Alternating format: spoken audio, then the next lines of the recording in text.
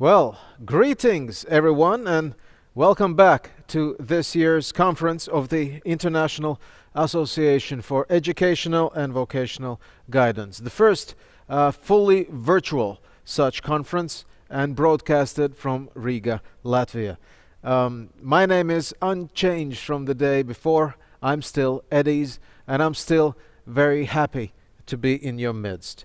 This is the third and I'm afraid the final day of our conference, which we feel the conference has been going quite well, also judging from the feedback we're getting from you. So we're happy that this seems to work, working virtually for this year's conference, and we're happy that there are no particular technical glitches, and the platform seems to be working well for you for networking purposes and for following our conference. So that's all good to hear. And remember, I told you at the outset that the Latvian government has declared a full lockdown in the country because of COVID. From today, full lockdown and a curfew.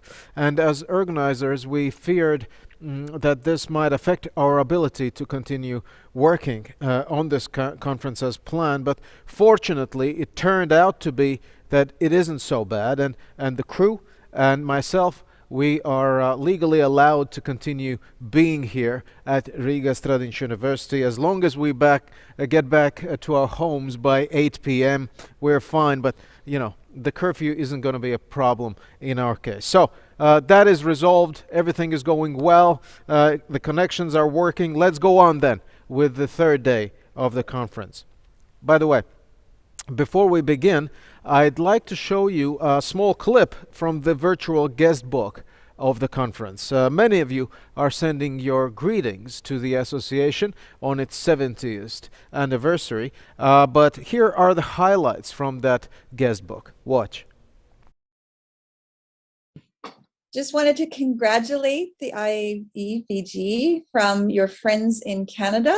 We're here in Victoria, British Columbia, and we appreciate all of the great support and information and networking that we've done through the organization. So thank you very much. I'm delighted to be here and be present of this conference. I'd like the music from the group that you had in Riga.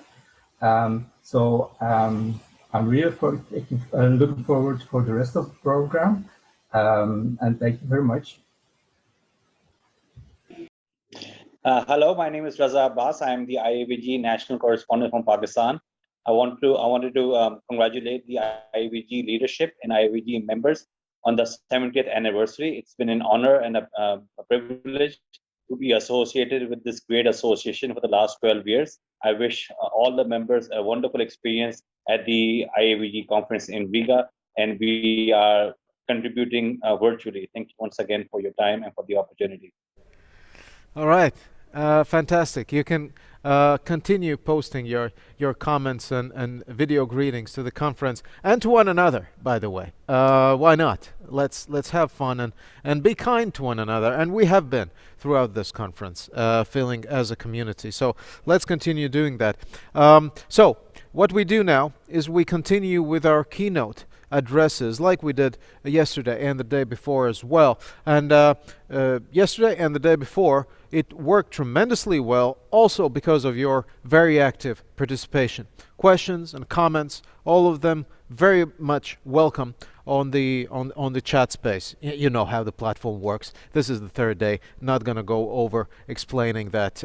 Once again, it has worked tremendously well. Just let's keep the engagement level as high as it was in the previous days. So our speaker now, once again, all the keynote addresses are pre-recorded to ensure technical quality, but the speakers are present on the platform, so we have an opportunity to spend a few minutes at least on the Q&A session with the speakers as well. The first speaker is Dr. Deidre Hughes from the University of Warwick, and she's going to talk to us about investing in career development, moving forward to support social and economic growth. Please. Well, good morning, good afternoon, or good evening, wherever you are in the world. I'm Deirdre, and I'm the IAEVG National UK Correspondent. I'm absolutely delighted and indeed honoured to address this prestigious conference. And I'd like to begin by congratulating the organisers in Latvia and the support team for their fantastic work. For the conference, I've been asked to address the theme of maximising the potential of economies, of which there are 4 sub-themes. So what I'd like to do in the very short space of time that I have with you is to focus on investing in career development, moving forward to support social and economic growth. And as the title suggests, I'd like us to have a future perspective. And I'd begin by saying that the future is not a place that you're going to, it's a place that you and indeed I are making. And so here is an image of St. Ives in Cornwall in the southwest of England, not far from where I live. This is where the G7 world leaders met recently to discuss global concerns. It's a very tranquil and indeed a scenic site. But behind this image, St. Ives is one of the areas in England with a high level of poverty. Local people face low wages, high living costs, high transport costs, energy costs rising, and many young people are displaced in their communities because they cannot afford to live there. Now, I invite you to think of an image, have your own image that reflects the country and indeed the culture where you live and indeed where you work. In the northern and in the southern hemispheres, societies are changing everywhere, and people are facing such tough times in the wake of the pandemic. Climate change, social and political unrest, growing inequalities, all point towards this need for people to have a sustainable livelihood, to be able to put bread on the table and actually pay the bills. So I'd like to begin with a very broad picture and invite you to think about the World Economic Forum Global Risks 2021. In the report that came out recently, it actually set out 30 major challenges around the globe. There are so many risks that it calls us to think about what are we going to tackle as a career development sector, and where will our priorities lie now and indeed in the future? So which theme might you choose? For example, of the 30 themes, there's mental health deterioration, there's digital inequality, there's youth disillusionment, there's gender inequality, there's livelihood crisis, there's social cohesion erosion, and public information structure failure. So these are just a few, and you'll see from these images there may be one that actually resonates closely with you. So COVID has actually destroyed millions of jobs and livelihoods, and the pain is concentrated on the low skill and the marginalised in society. The situation is changing. Here in the UK, many people in work are trapped in low-paid jobs, claiming universal credit. 60% of people in low-paid jobs have to rely on the state to keep them above the poverty line. So there are 4, if you like, fears in a post-pandemic world that we as a community have got to consider where we fit in and how we can lend support. The first is rising inequality. The second is unemployment. The third is work sourced, outsourced abroad. And the fourth is the fear that perhaps the robots will take over. Now, where do we actually stand on all of this, and how does this fit in with social and economic growth moving forward? Where do our own theories, research and practice fit into this new world? Anchored in psychology, sociology, counselling, though not exclusively so, with massive changes taking place in non-standardized employment, temporary work, hybrid work, self-employment, side hustles to earn extra money, maybe online tutoring, vlogs, Airbnb. In some cases, all three make up a career. And of course, the informal employment, often people in low quality jobs, find it the hardest to escape, particularly difficult for those most disadvantaged. Take Kelly, for example, a young woman I met recently who gets up at 3:30 in the morning and works in a supermarket and gets home by 8:30 in the morning to take her son to school, because Kelly and her husband can't afford to pay for childcare. And so throughout the day, she naps with a 2-year-old. Or Josh, who recently came to see me, who's ended up in a situation where he may lose his house as a result of losing his job. And so we have to ask ourselves as a careers community going forward, have we got the balance right in terms of our theories, our research, and our practice? And I put to you that perhaps now is the time where we do need some new vantage points. And these vantage points might look something like this. Certainly thinking about cultural awareness training, thinking about outreach and community activities, digital skills for practitioners as well as actually the clients that we serve, more parental engagement, and indeed looking at the multicultural perspectives of the meaning of career, where predominantly we have a Western perspective in the literature that dominates. And of course, when it comes to economic growth, the message is clear to ministers and indeed to others. Start early in primary school, keep the momentum going into secondary and into tertiary education, and get closer to the labour market and indeed the technologies. And this is a big challenge for us, which I'll pick up on. And most importantly, we have to find new ways of upskilling those most disadvantaged. Now, the spotlight is on us as practitioners, as professional bodies, as indeed we sit alongside so many other organisations that in tough times will be having loud voices around investment in their particular specialism. Mental health in particular, and indeed youth work is another really, really good example. So there will be tough decisions to be made in the months and the years ahead. So here in the UK, just this morning, we've heard that our Chancellor, the headlines on the news is that there will be more careers advice. This is a fantastic development, and it's set actually in sad circumstances, which are that here in England, our country has almost been to a standstill with not enough lorry drivers. This is, some would say, a consequence of Brexit, which I did not vote to leave Europe. I have to say that on record. But we have, and indeed in many other countries around the world, there are shortages in transport, in social care, in health, in hospitality, in farming. Our Prime Minister is under pressure not to spoil Christmas for everyone here. And there's 1 million job vacancies that's sitting unfilled.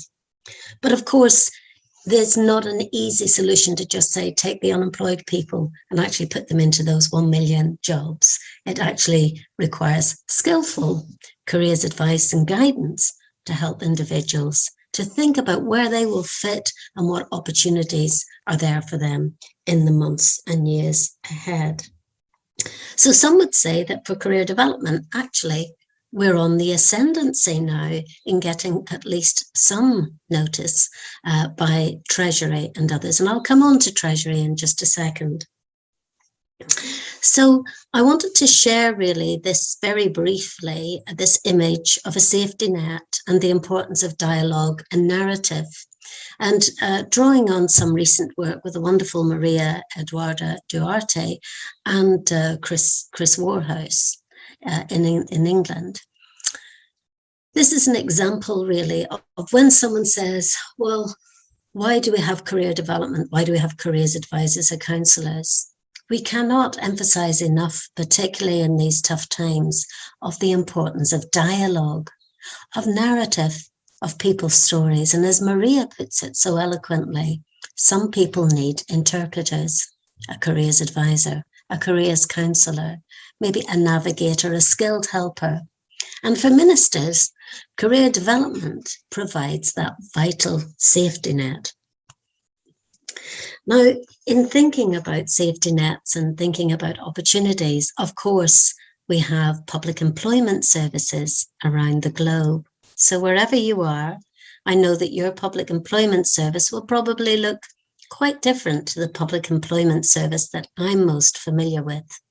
If you're in Germany or in Croatia, of course, public employment services have career development, high-level training for careers advisors and provide a very, very skillful continuous professional development route. But this is not the case in many other countries. And if you visit the World Association of Public Employment Services, you'll see the variety across the world. So there is a rapid expansion during the pandemic on public employment services. Is this an opportunity, or is it indeed a threat to the careers sector? Now, two very brief illustrations, one from America, the National Labour Exchange Research Hub, which hot off the press yesterday, I discovered that they have launched a National Labour Exchange Hub to look at bringing labour market information into a whole range of organisations. We have something similar here called LMI for All. But what this tells us is that labour market information is vital in helping people make really good decisions, but it also requires a highly skilled workforce to do no harm. And the second example I want to give you is from Ireland, where in Ireland, Maynooth University have been developing a toolkit called the Model of Enabling Employment Guidance to show ways in which the career development expertise can actually feed in and support workers in public employment services. So this begs the question, going forward, does the career development community have a role to play in getting closer to public employment services? For example, in Finland, where there are one-stop shops, we're bringing together lots of different players from lots of different fields.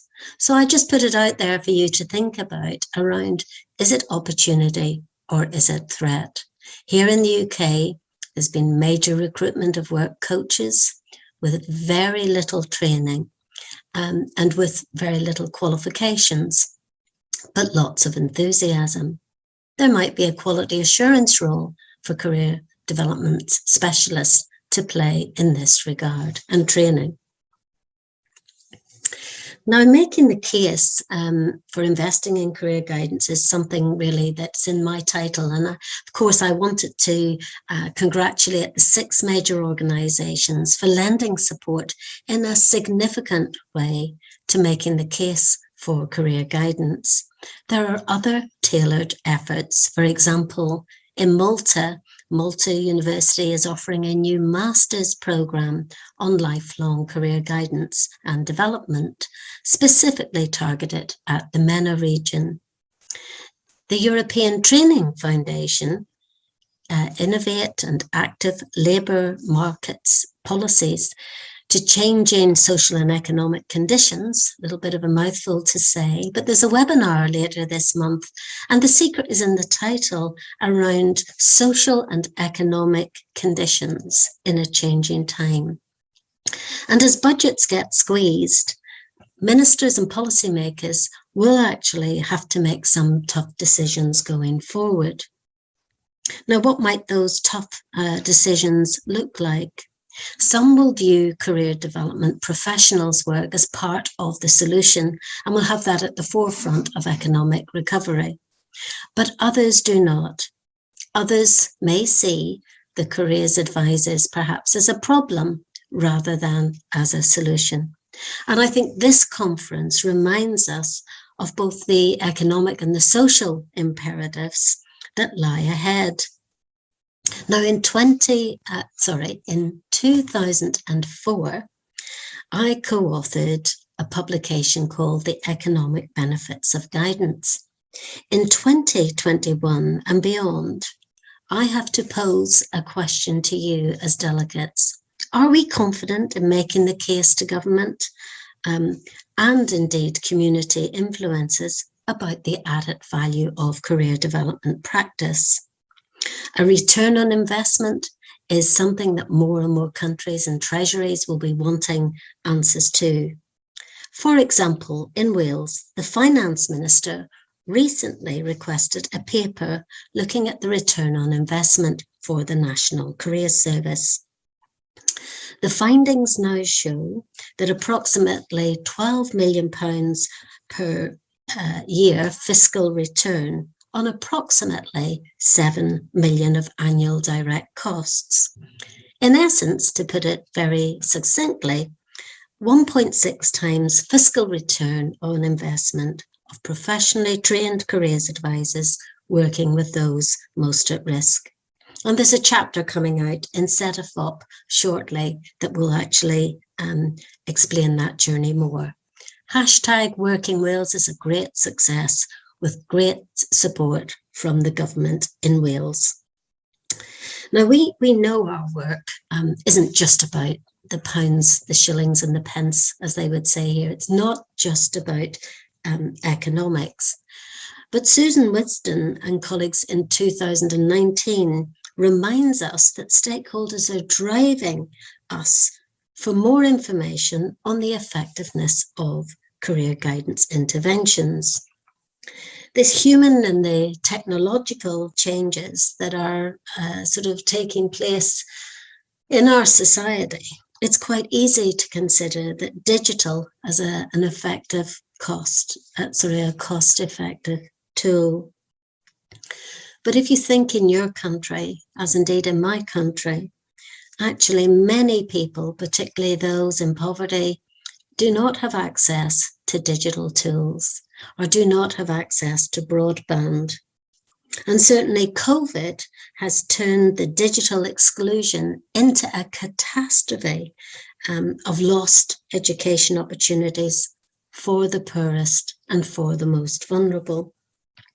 But nonetheless, we have to embrace technology where it does work and where indeed others prefer to use this as a means of career exploration.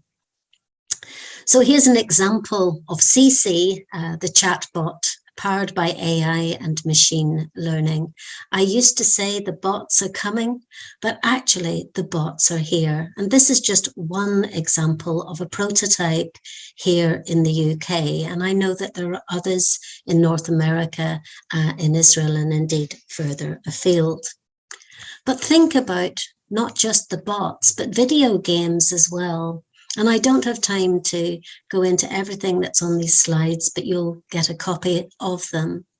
But I want to encourage you really to think about that exponential growth of video games and where does that fit in terms of contributing to social and economic growth. I believe that humans and technology can work really well together and that we have to be at the forefront of this. So in conclusion, this image for me is all about us working together as a career development sector on a global basis. And I thank the IAEVG for their fantastic work. It's an honor to be part of the community. But with you and with the professional body, we can join hands and we can make things happen. So here is my final slide to share with you. And I hope that I can end on a fairly powerful note of this image, which shows actions that took place in London during Black Lives Matters. And it demonstrates how we cannot wait for leaders to show us the way or to tell us what we have to do, particularly ministers or indeed policy makers. It's up to us to lead the way. And this is a wonderful example of an individual showing compassion, showing respect, helping someone who is vulnerable, and owning a solution in a crisis. So just like citizenship and indeed parenthood, leaderhood in the career development community conveys our deep sense of relatedness and our future-focused concern. Your work makes a real difference to people's lives. Together as a community, we can prove that actually we significantly maximize social and economic growth, not just for individuals, not just for our communities, but in particular for the health and wealth of our nations. So I wish you well, and thank you very much for inviting me to present. Dr. Hughes, thank you very much for your presentation there. I hope you are able to join us right now on the platform as well in a live mode. Dr. Hughes, you're there. Okay. Let's check whether we're hearing you. Hello? Hello. Oh, right. It all works. Afternoon. Fantastic. Perhaps good morning. Dr. Hughes, you had the intention of conducting a couple of small polls with our listeners here. Are we going to do it right now? Shall we?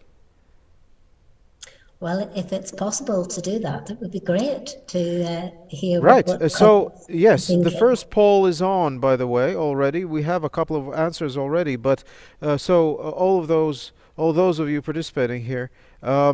So on the comments section, you see the comments, and then there's the I, which is the poll, and you see question 1. Which topic is your immediate or future-focused career development priority? So that is the question you wanted to ask. Let expand a little bit while people get on the platform, find the poll, and express their preference there. What you're getting at here?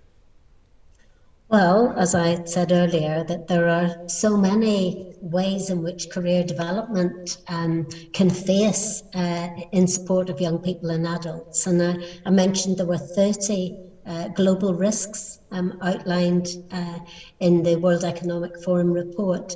So I guess I'm just really interested with our delegates, have they got a preference in terms of, is it all about prioritise mental health and well-being? Is it youth disillusionment? So in the poll, there are just a few examples. I'm just really keen to hear what the audience preferences are going forward. Right. Okay. I think we've have already a sample of answers there. It's still changing a little bit as the votes are coming in, and I'm not sure, Dr. Hughes, whether you're seeing that. But so it's mental health, well-being, 50% of the vote. So that's the most choice that most participants picked there. Digital advancements there, 25%. Let me check again.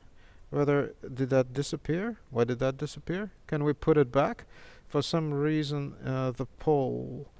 Just while you're getting the poll back, unfortunately I can't see the poll myself here, but just to say that a recent piece of work I'm involved in with the Canadian Career Development Foundation and Careers Wales, working with adults, is that they have found in their practice high levels of anxiety, depression, self-harm, low self-esteem in many of the adults that they are serving. So it doesn't surprise me that 50% of the audience would choose mental health and well-being. And it's certainly something I think that we need to build on, both in terms of the theories, the research, and indeed our practice. Yeah, that's an important aspect in that story. Obviously, well-being, which we usually focus on as being the most important, perhaps, factor there.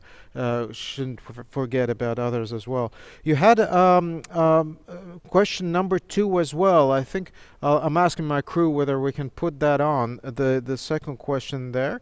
All right. So please, if the audience could re-enter that poll area there. And the question is posed by Dr. Hughes. Is the career development sector doing enough to support employers, industries, and labor markets? And so if you're participating in this, I'm telling this to the audience. So if you're participating in the poll, once you pick your choice, you will also see how the others have voted. And all right, so it's still in process. People are still joining the poll there. Maybe seems to be the most popular answer at the moment, and I don't think the trend will change. Then the second choice is no, and only 7% of participants say yes. I think that tells a story that career development professionals actually think that there's a lot to do, and there's a lot of persuading to do, working with our administrations and governments, right? Absolutely, yes. And I guess what I'd like to make the point is that, career development is about livelihoods. It's about ensuring that young people and adults get the right level of support, to meet their needs. But I would argue that perhaps on employer engagement, we perhaps need to do more as a profession to win the hearts and minds of employers, but also to create opportunities for the people that we serve. And I do think we have got tremendous opportunities to do more. If we think about when Parsons first came up with the theory, it was at a time when there was an industrial revolution. I would argue that we're in an industrial revolution now, layered on top of that a pandemic. And if ever there was a time that we do need to get close to labour markets, this is the time in that we have to understand what the opportunity structure looks like, given the changes that are taking place. Mm. Well, you were commenting, by the way, quite a few additional answers came in, and the no vote is now, clearly leading there. That I think signifies that really the community agrees with you that there's a lot to do for you as a professional community to put across the message of how important this is, right? And I was fascinated by the concept of career counselors functioning as interpreters, right? As they work with their clients to translate to them what are the opportunities of the labor market. And I always almost want to use the term interpreter, that you as a profession, you as a community, need to be somehow interpreters in a conversation with the government as well, to put across the message of just how important this is. Absolutely, I fully agree. I think one of the findings here in the UK, and I'm sure it's a global phenomenon as well, is that we're seeing a fall in participation in education and in employment. And actually, our role as the skilled navigators, the interpreters, we have to see it at different levels. So at a government level, we really must make sure that what we can do is we can tell the story of how people's careers are changing. We're the experts in that, and we have to do more research. We have to produce more evidence-based reports and use them to really good effect. And I would suggest that we should be sharing them across the globe where we've got examples of really good practice so that we can build up bank of evidence and that we're the go-to people when it comes to thinking about social and economic growth and how to maximise the potential of people. Dr. Hughes, we've got 1 minute left. There's a question on the platform from Winifred. She thanks you for a great presentation and asks, can you speak more about the use of bots and video games? Maybe, chip in an idea or two about how we can use those technologies to do our job better. Yes, well, I was delighted to see in the conference that there were some workshops. One, Peter Weber's looking at AI and career decision making, another looking at artificial intelligence and machine learning. Really what I would say, I'm very happy outside of the conference to share more reading and more information on that. There are some references at the end of my presentation. But we should not underestimate how artificial intelligence and machine learning can be what I believe to be social technology. Often people say disruptive technology and careers advisors are behind the curve. I want to argue that what the career development profession are ahead of the curve in using artificial intelligence, machine learning, bots, and indeed the development of video games. In Wales, Careercraft is a video game that's used in all primary schools, and it's an adaptation of Minecraft. And so I just think that we've got a lot to do there, and that we shouldn't be afraid of the bots coming. They're here, and what we should do is be able to create an evidence base that we're at the forefront of new forms of social technology where digital and the link to a human advisor is firmly in place to provide that safety net that individuals will need. Dr. Hughes, thank you very much. We could, go on. This is, fantastically interesting, and but I'm afraid we need to stop. I'll expose you to a couple more thank yous from the audience there. Wonderful to hear. Ilse writes about various international examples. Thank you. Raza writes, the publication Investing in Career Guidance is a great resource to initiate dialogue with ministers and other policy makers. All right. Thank you very much. We need to stop there. All right. Thank you. Dr. Hughes, thank you. Okay, let's go on with the keynote addresses. Our next speaker, before I introduce the next speaker, once again, thank you very much for all of those questions and comments coming in. Appreciate that, and the speakers also appreciate that. Let's keep them coming for our next speakers as well.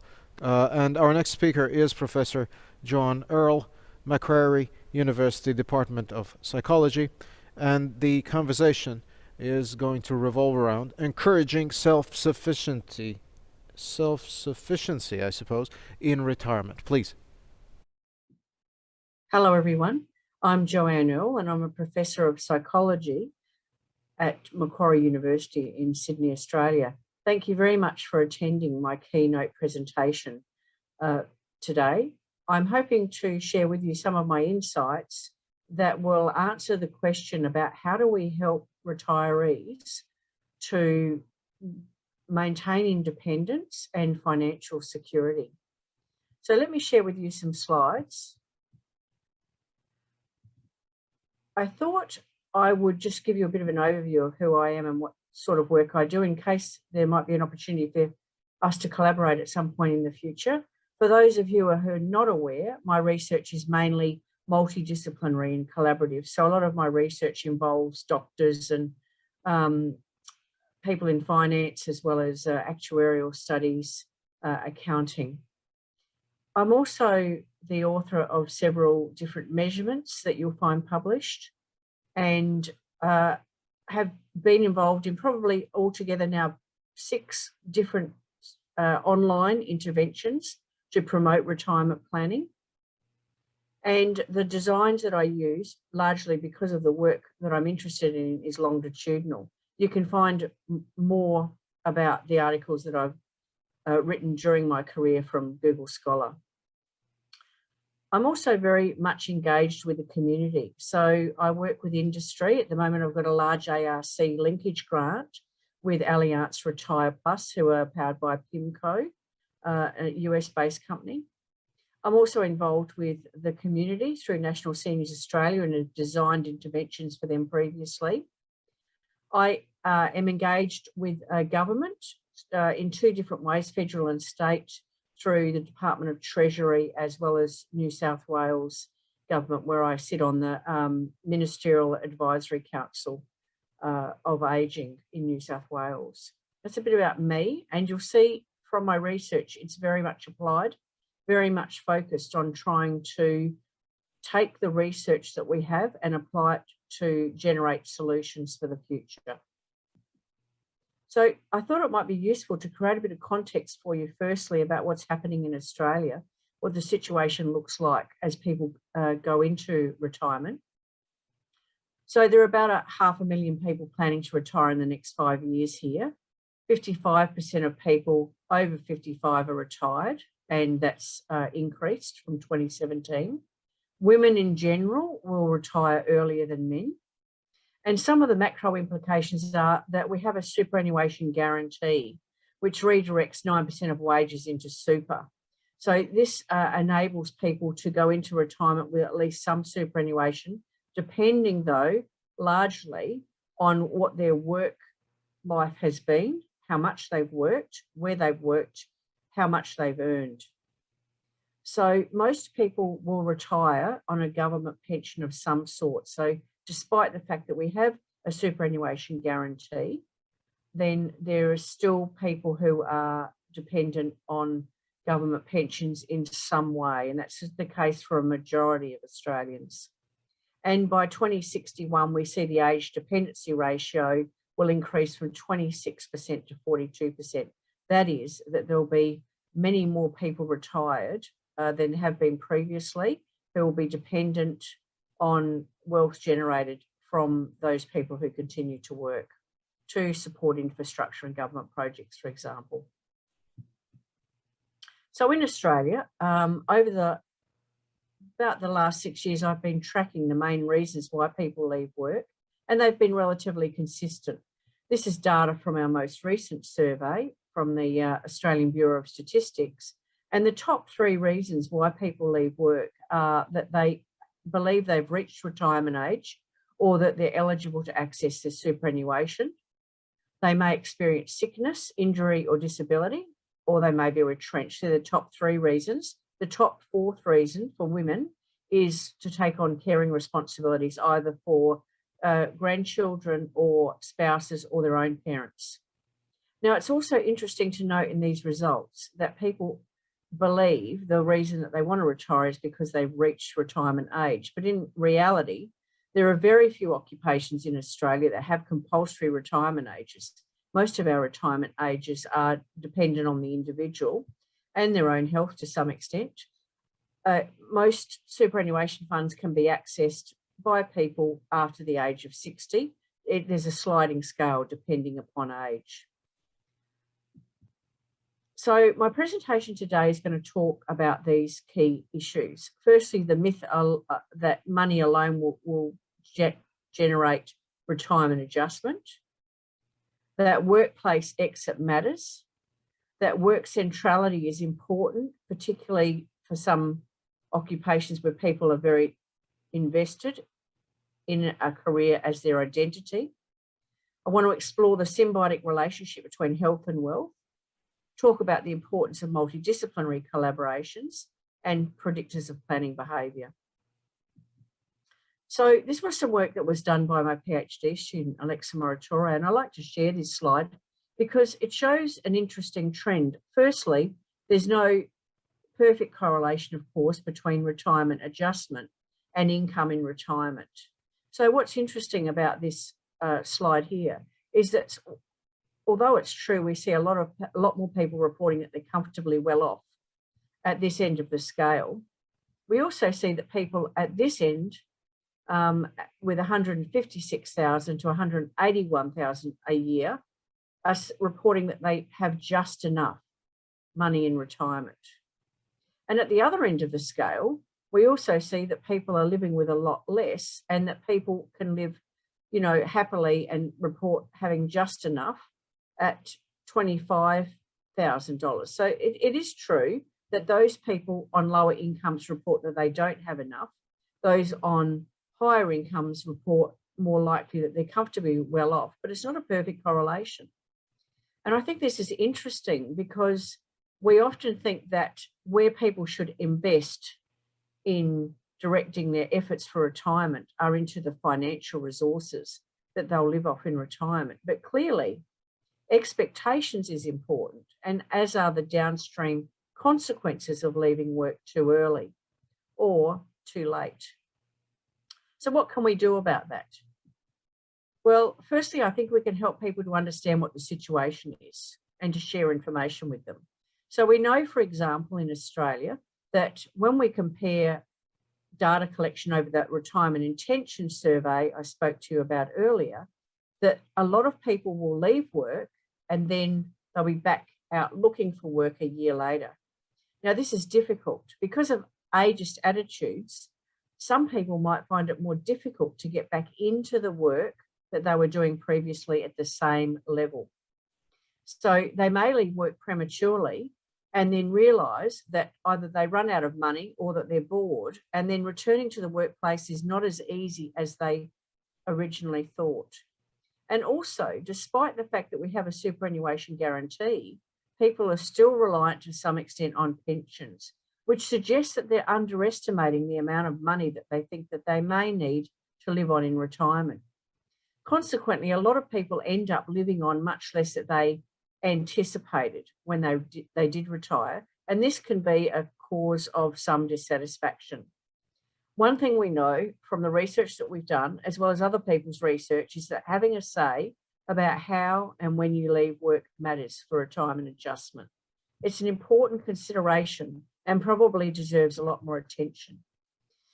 Often when we look at the reasons why people leave work, we think about the finances, and it's true, the ABS shows us that, but there are also a lot of psychological reasons why people leave work, and these are just some of those, and you can read more about them in the meta-analysis by Topa et al. So family commitments, the work situation, and job satisfaction can all be reasons that people leave work. It may just be easier to explain to family and friends and society in general that they're leaving work because they can now access their superannuation. But is that always the case? Is it perhaps that people are finding that they're not enjoying their work as much as they were anymore, and that it's a convenient reason to leave work is to access their superannuation? Can we, as career researchers and practitioners, help people unpack this some more? So my challenge to you is, can we help people to identify the authentic reasons for leaving work and to adjust their careers to buy longevity? That is, can we bring to light the main reasons why it is that they want to leave work and what the advantages and disadvantages will be to them, not just financially, but also psychologically? One of the unexplored areas, an area that I think is worth discovering some more about and talking about, is work centrality. And we explored this in the context of careers for doctors in Australia. We found when we investigated that there were a lot of doctors who were without a retirement plan. That is, that they never wanted to retire or that they were unsure about retirement. So that's higher than the general population. So the general population is about 21% of people are in those two categories. So we explored what are the reasons that people might want to retire. Well, those people who have adequate financial resources and a greater anxiety about aging are more likely to retire. Those people who are less likely to retire are people who started their careers later, maybe come to Australia as international medical graduates, those who have greater work centrality and also greater emotional resources. And I'm not advocating that there's a right age for people to retire. I think it's very much an individual decision.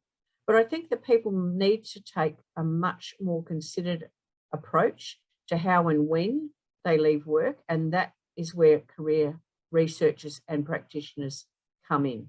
That's our role.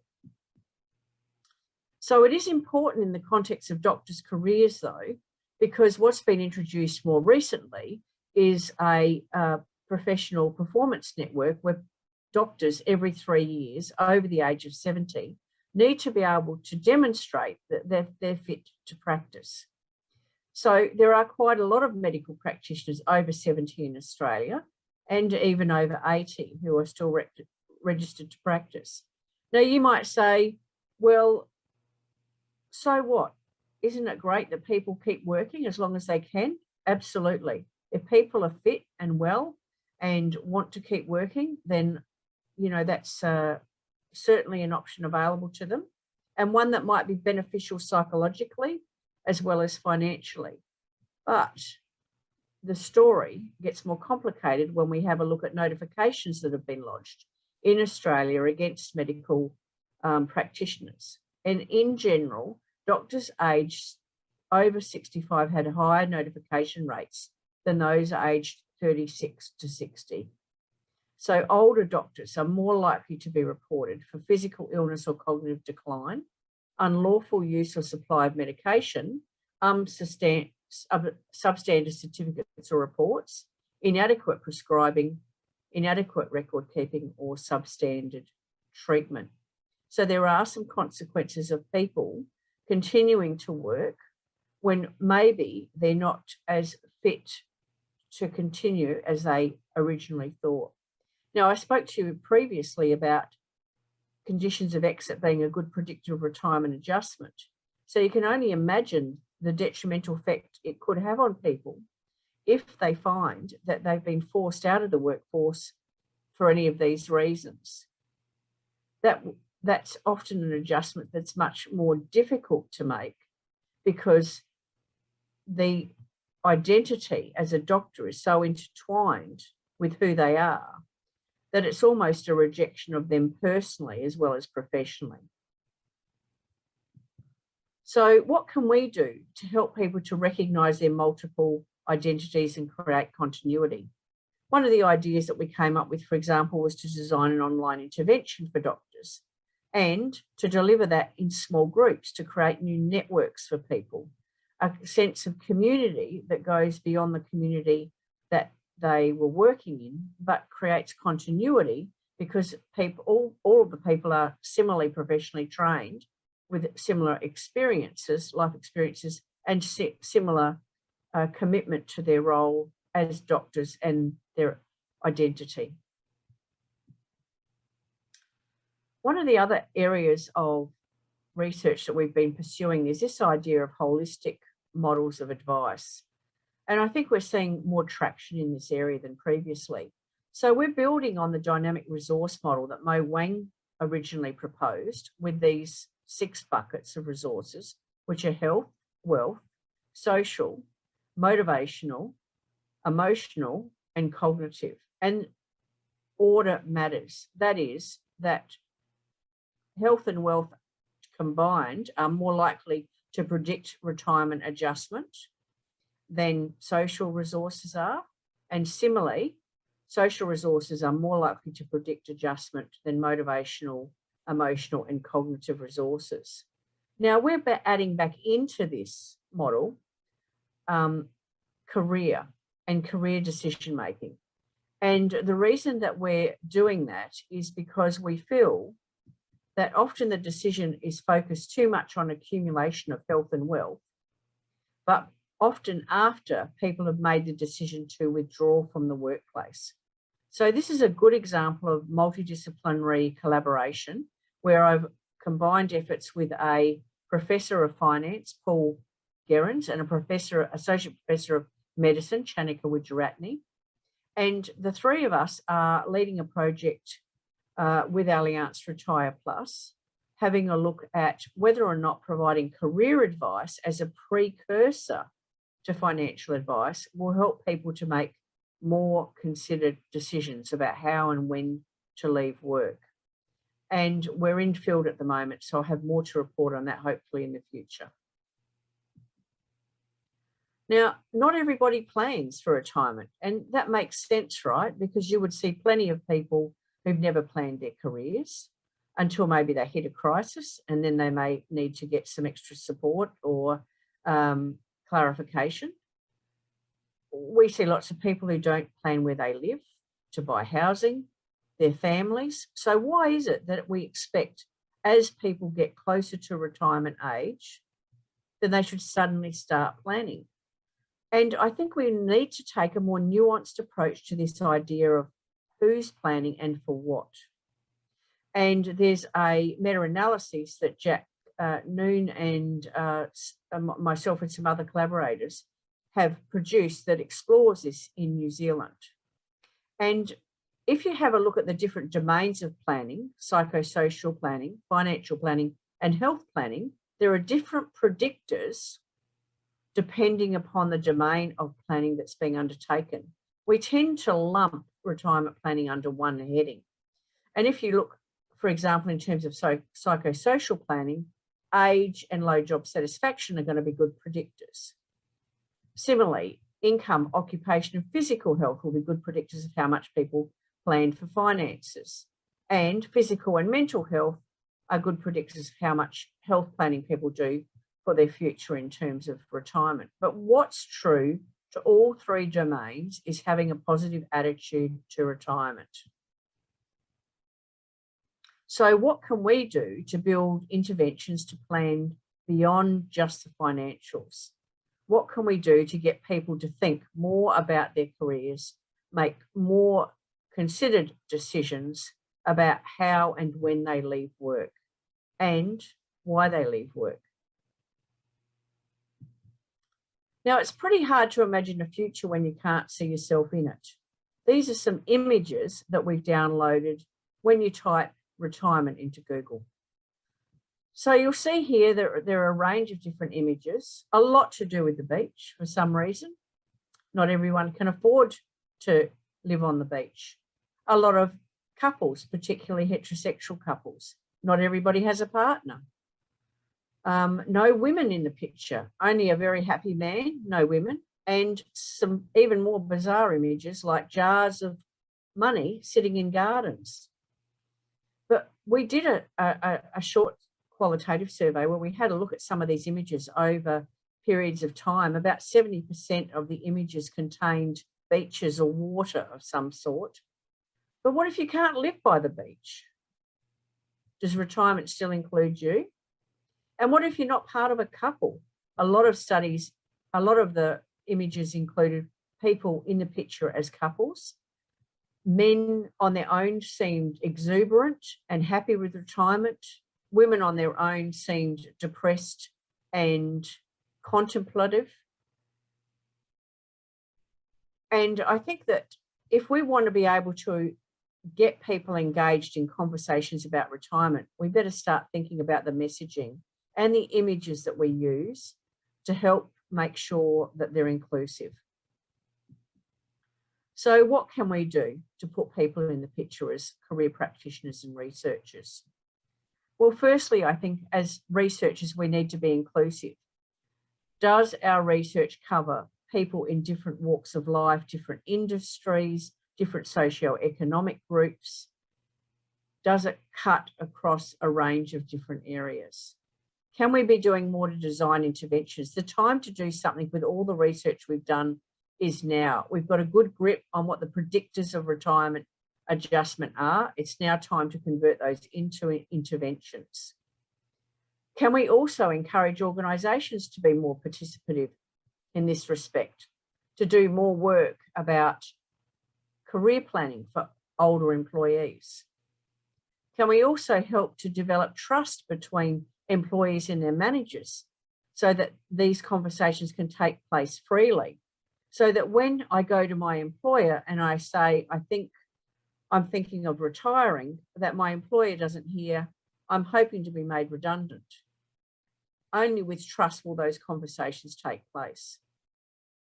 Can you model multidisciplinary collaboration in your own research teams? Are there people with expertise in other areas that can add value to your research agenda and help to create a more holistic overview of the retirement planning experience? And also, can we investigate nuances across occupational groups?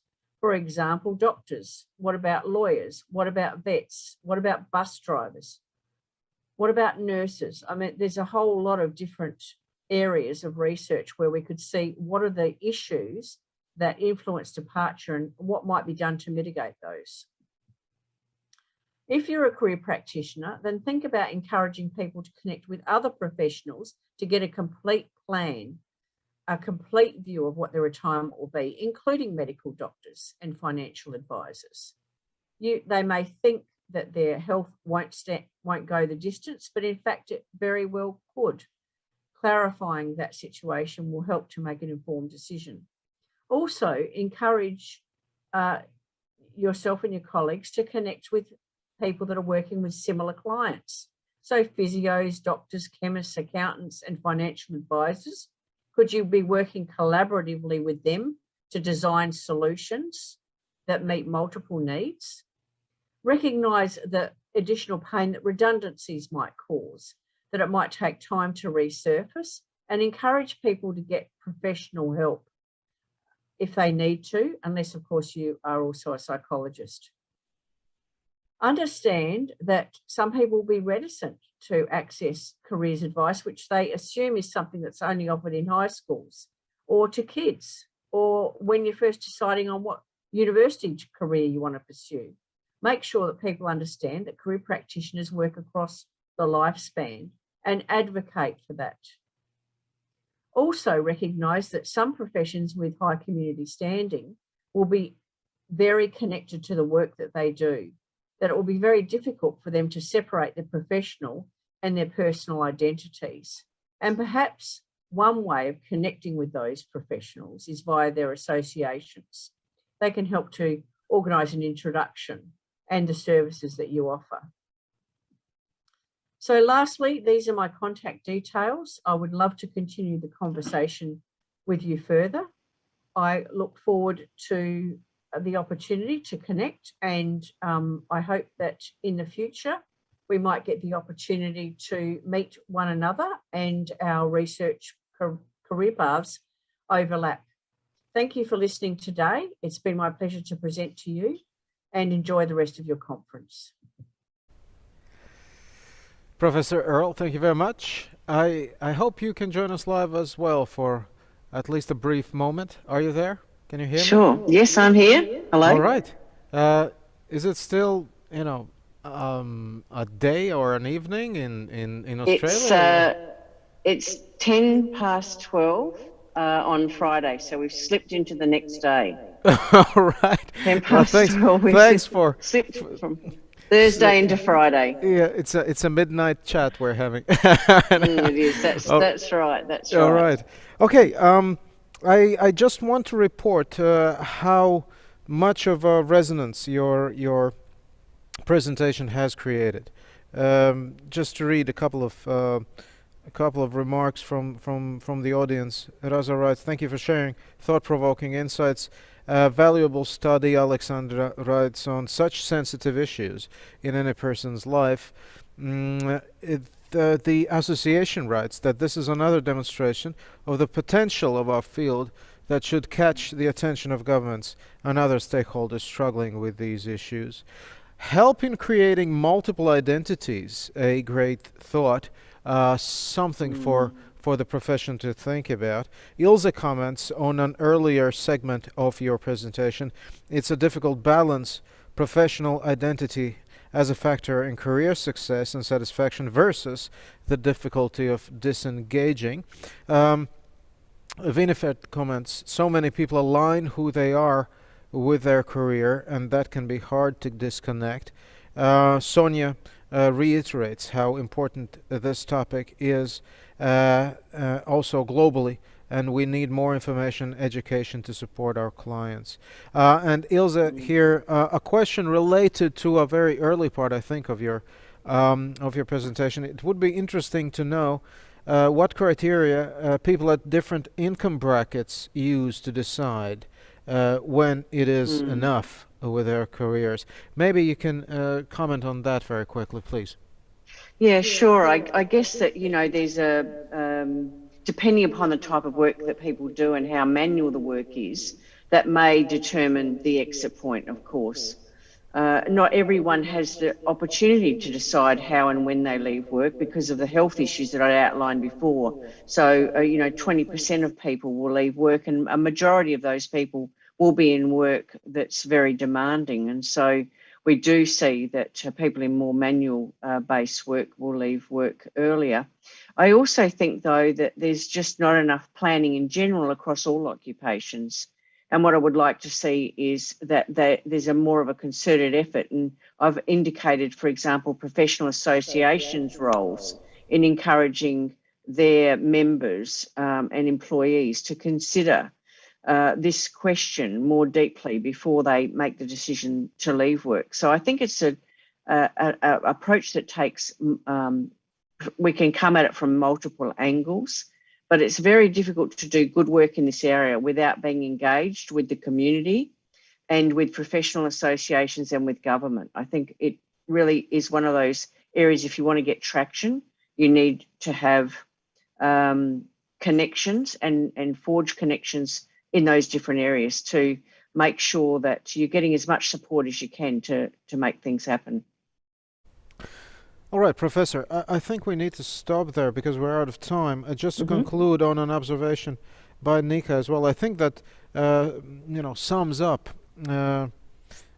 It's very an interesting topic. In aging societies, it's not enough to talk about retirement and career counseling. This is, as you showed us, quite a lot more complicated than that.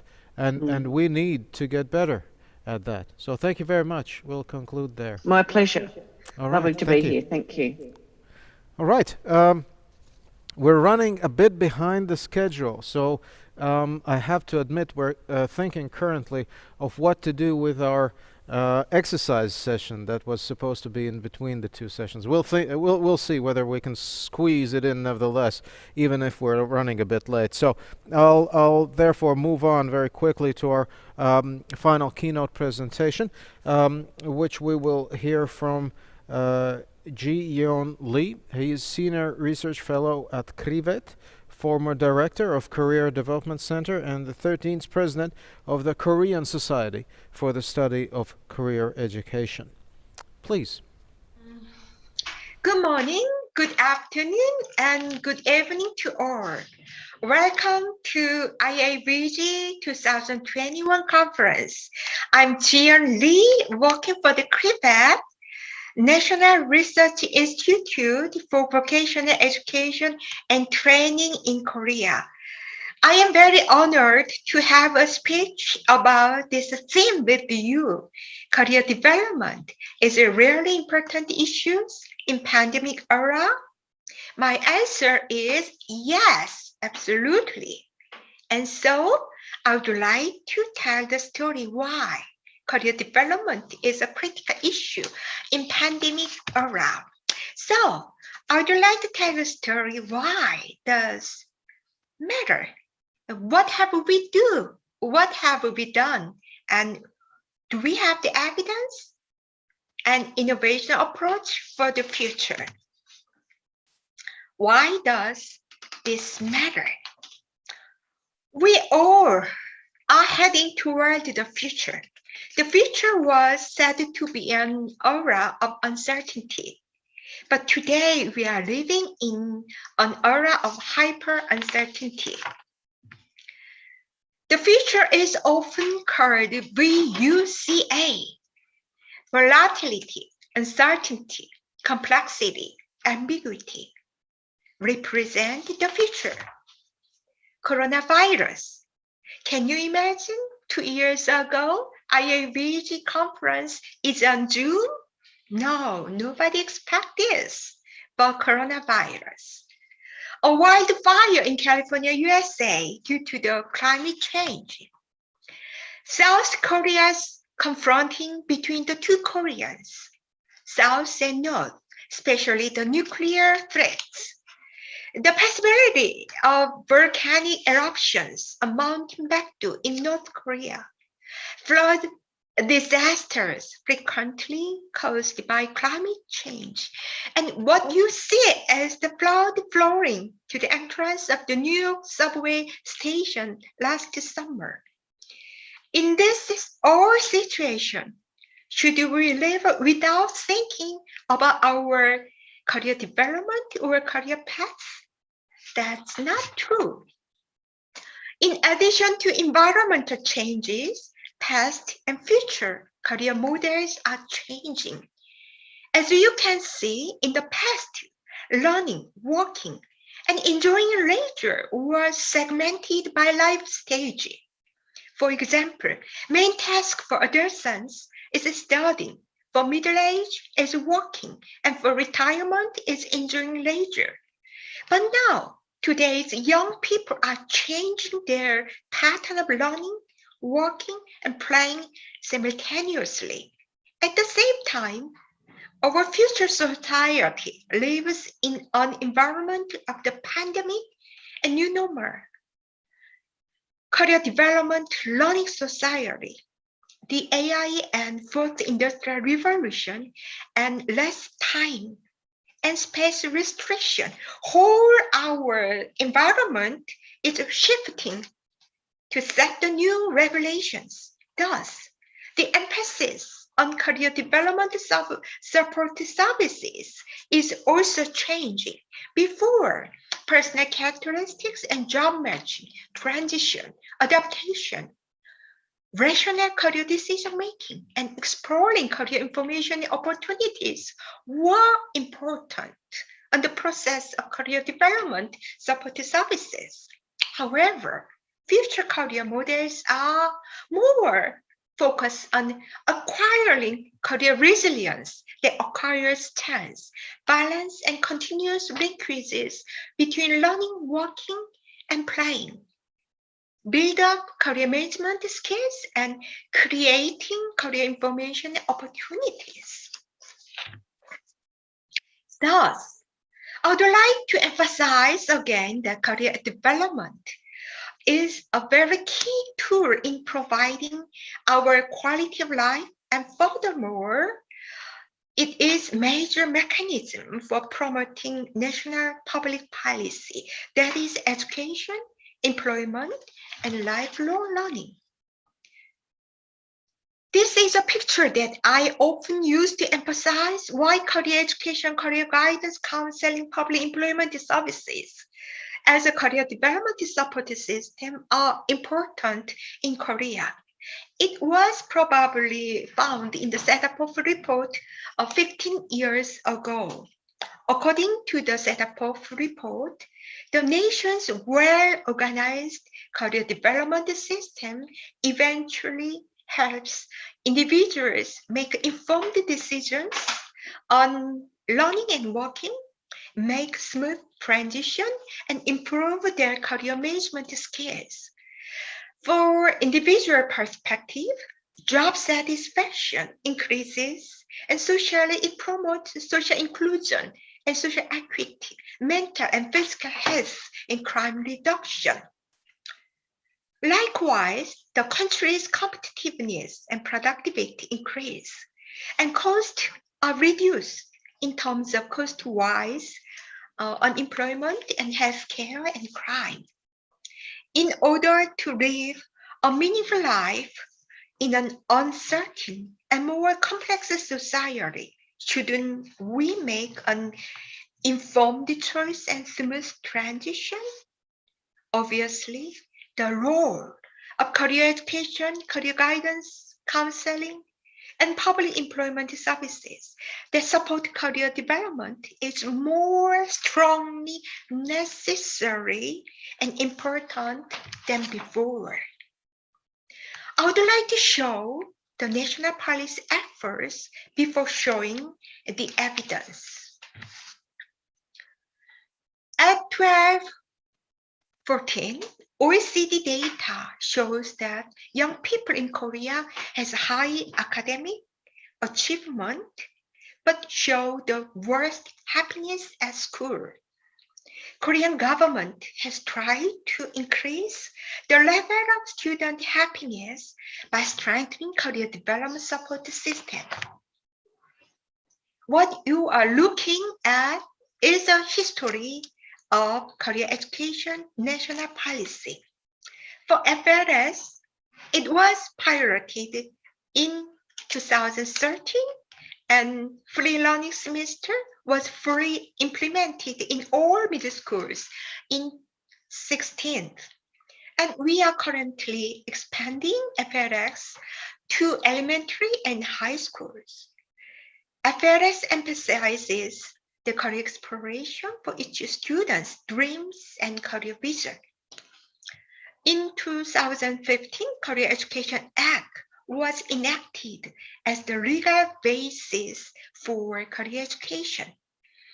In 2017, NCDC, National Career Development Center, opened according to Career Education Act as the CREVAC, where I work. We are doing to be a National Career Development R&D clearinghouse, mainly research policy suggestions, career development program development and dissemination, and pilot tests on career development for all in lifelong. There is many significances of Career Education Act, but I would like to point out four. The first, we recognize that all students in every levels of schools have the right of career learning. Second, central government and local government have the accountability for providing of career education. And also, Career Education Act sets forth the basic directions of career education by objectiveness and achievement criteria. Then lastly, because of Career Education Act, it sets the legal foundation of career specialized teachers to provide high quality career services. So because of Career Education Act, it drives the innovation of education in Korea.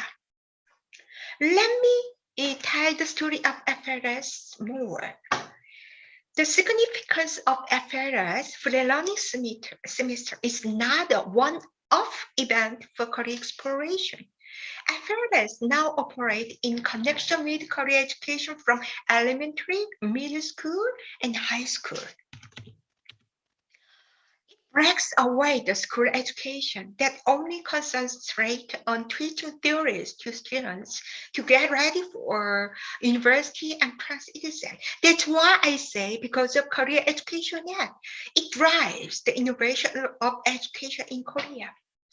Anyway, FLS lets students have the opportunities of career exploration based their talents and aptitude within the boundary of a school curriculum. In the case of Korean career education, we emphasize career education that focuses on the third stages by level of education. Who are you? Where are you going? How do you get there? Within these three stages, since 2015, we developed career education goals and achievement standards for level of education. Within these standards, we provide the career guidance program and curriculum. Within these standards, we provide the teacher training. Within these standards, we do the quality control of career education. Also, we try to more strengthening the key concepts of career development. Career is the combination of many work and life experiences and decisions. Career exploration needs to be developmental. Career development is not just job training. Career development is an ongoing process which combines schoolwork, home-based activities through their lives. Career development is very essential education and training component. So, public education without career development support is false. I would like to show the evidence of why career development is important. One of the evidence for career education is the rate at which teacher changes to the desired future occupation. For 20 years, the highest rank of desired future occupation was teacher to all level students. In general, students think teaching job is safe and highly retirement secured profession in spite of rapidly changing the world of work. I think this is very in danger on career development process. Young people should challenge it to unsafe and adventure. But Korean students pretty much do not challenge it to unknown world. At the same time, the number of occupations they are aware is very limited. That is why teacher is the job most desired to students. However, as you can see in the slide, you can see the numbers that change in 2007, 15, and 19. Moreover, students' hopes for various careers other than the profession of a teacher appeared. Broadcasting host, beauty designers, performance, composers, life and nature scientists, and researchers. These results can be said to be the result of the policy to strengthen career education.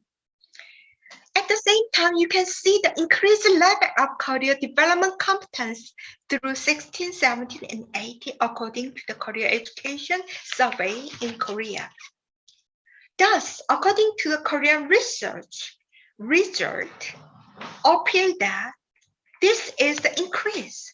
The level of student learning motivation, self-understanding, the world work and further education, certainty, level of career decision-making, career vision and clarity, and school happiness.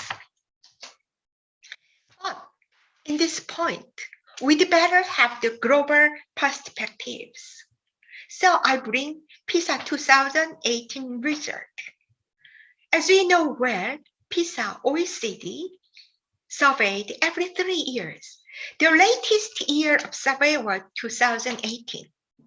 At that time, 79 countries, including OECD 37 countries and non-OECD 42 countries, were participated. In Korea, 188 schools participated in the survey. There is 4 career-related questions. Compared to 2012, there were 2 questions related to career development. However, 2018, there was 4 questions. Participation in career development activities, skills related to further study and career. We call it career management skill. Career expectation in the future, factors that influence students' career expectations. The question was, students were asked to choose yes or no level over experience 9 categories.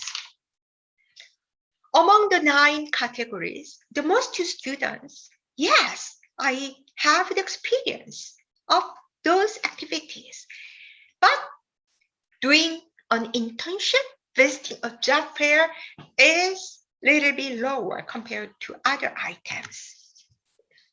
And this shows the more students experience activities, they show the more higher scores in reading and math and science.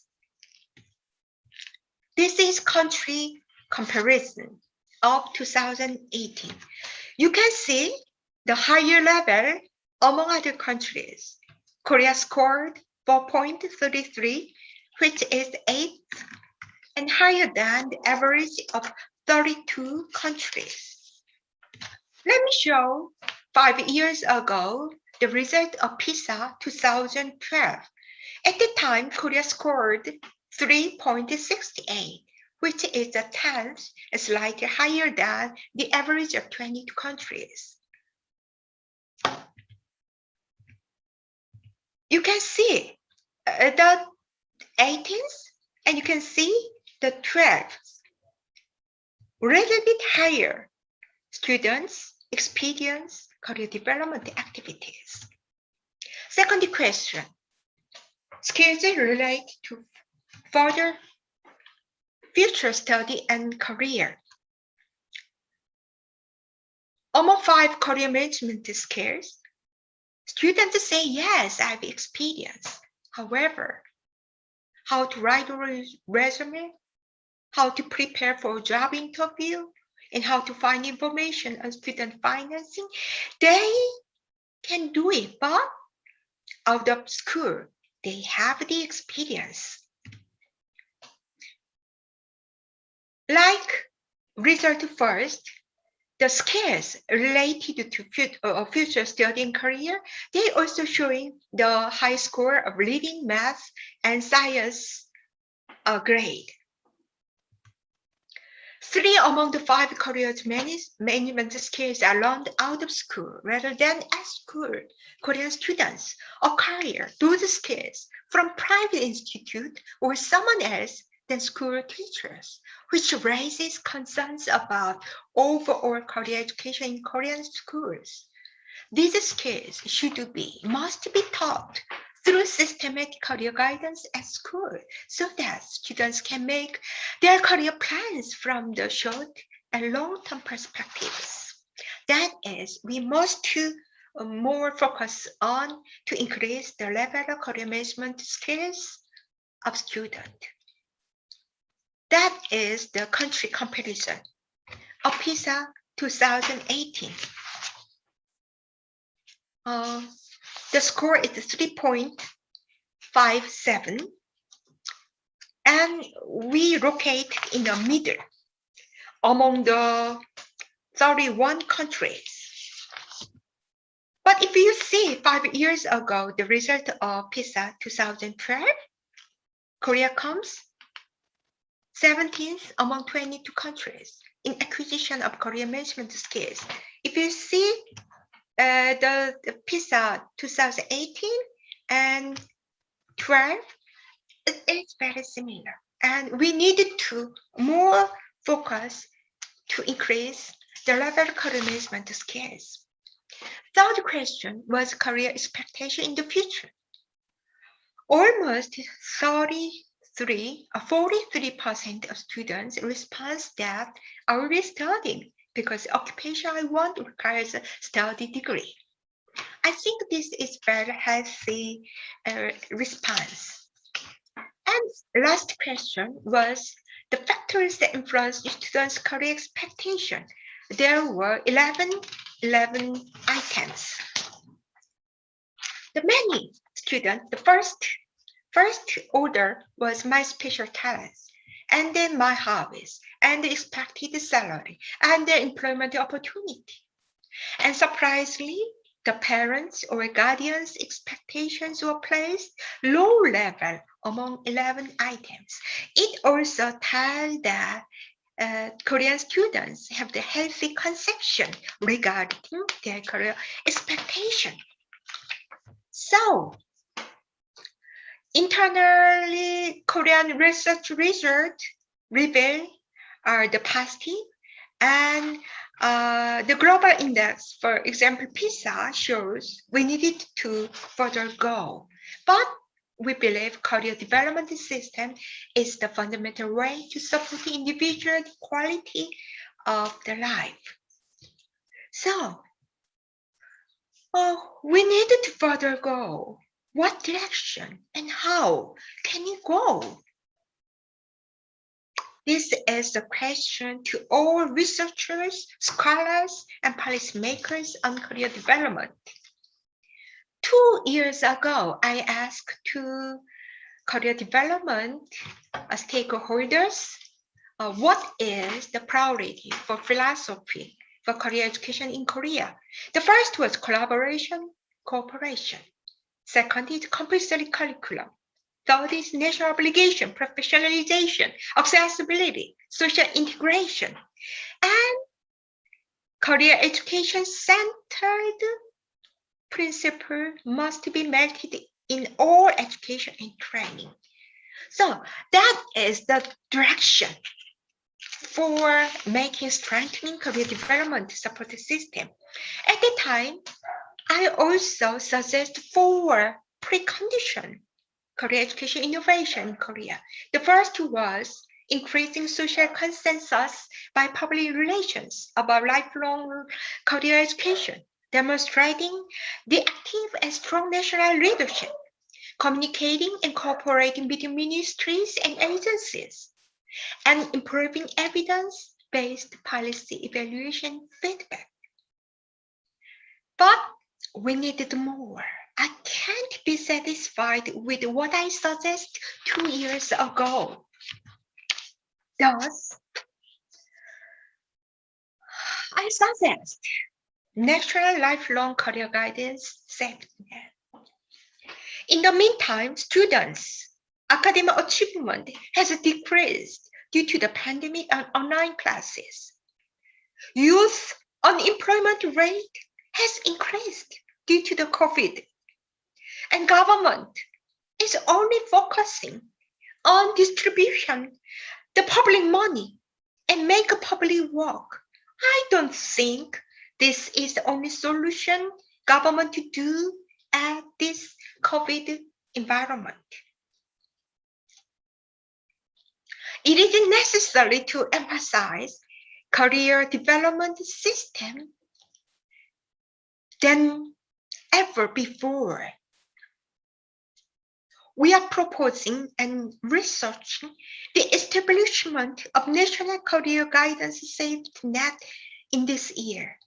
It is a system that intervenes in career information, career guidance, counseling as a powerful essential factor for all citizens, regardless of school age or lifelong learner age. In order for this system to work, openness, diversification, flexibility, convergence, and advanced technologies is critical. There are 4 elements of the National Career Guidance Safety Net: laws, institutions, and policies. Personnel in charge in terms of career development practitioners, and quality control and delivery. For the laws, the current impractical career development support system should improve to be more practical and be implemented as a mandatory system, not optional. It must be a mandatory system in the laws, institutions, and policies. For the personnel in charge must be certified professionals. And institutions of School of Voc Ed and PS, they must assign the qualified career development practitioners. And for the delivery, any institution has the infrastructure in which people with their career concerns could receive career counseling and information through advanced technology.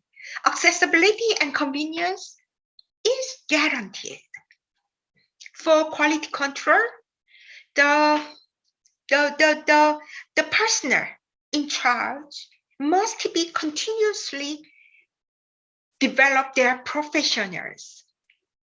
All programs monitored and evaluated. And the result is to support the development and growth of the National Career Guidance Safety Net. I believe this National Career Guidance Safety Net, which operates in all schools, vocational training, and lifelong learning institutes, is mandatory for lowering the employment rate, crime rate, and improve individual competence and quality of life compared to receiving unemployment benefits by the government. So, if I have a chance next time, I would like to share with you the story of the National Career Guidance Safety Net in Korea, how it works, and the evidence. Thank you so much.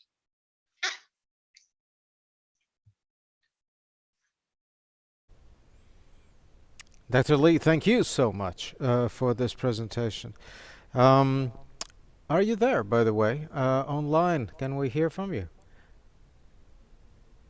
Is it working? I have a feeling that your microphone is muted. Is your microphone on?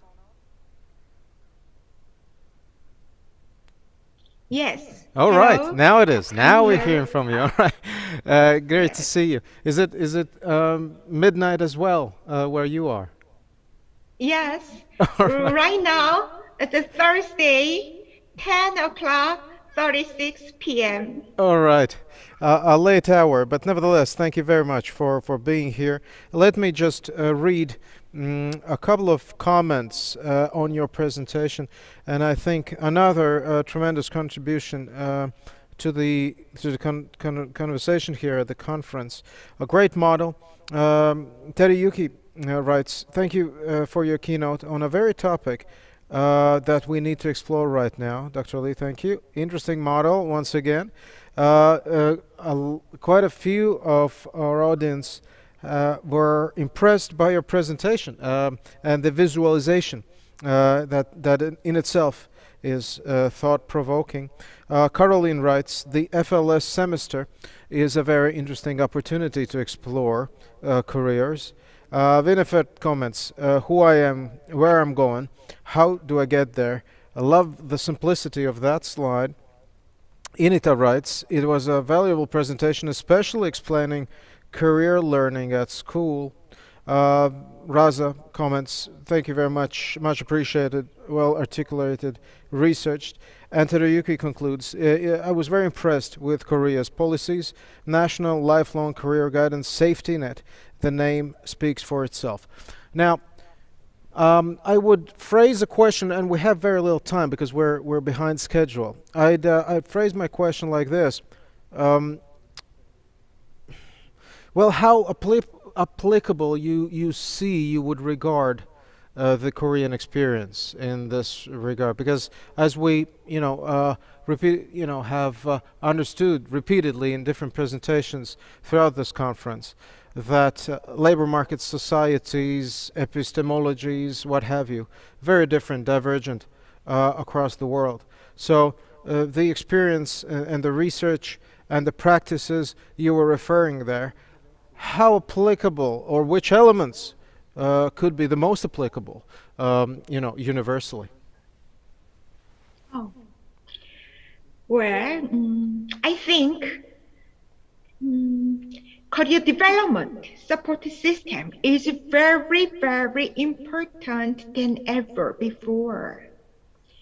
And the one core element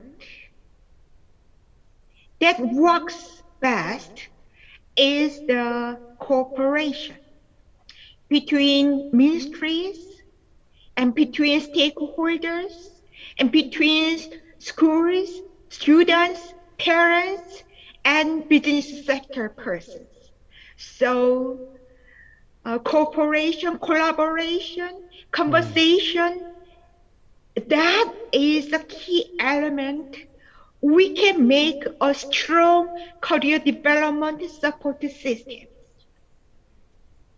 Yeah, I think a point very well made. The attitude, I think, is what can be transplanted and adopted and sort of emulated elsewhere as well, quite successfully. Well, Dr. Lee, we have to stop there, but thanks very much once again. As Valda concludes just right now, commenting, very impressive. Thank you very much for sharing that experience and that research. Pleasure to have you here. All right. So we're done with the keynote addresses, and all of them throughout those 3 days of the conference.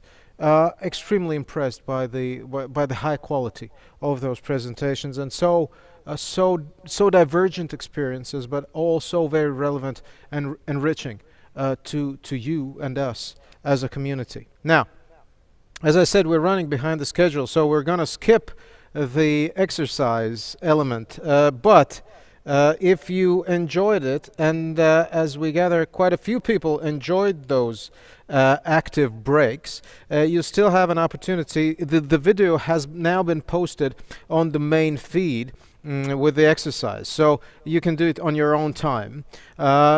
Perhaps not right now, because really the paper presentations and the workshops are already up and running. You might want to log on to one of those, and but you know, that exercise thing, quite popular, by the way, among the users here. You might use it later at any time of your choosing.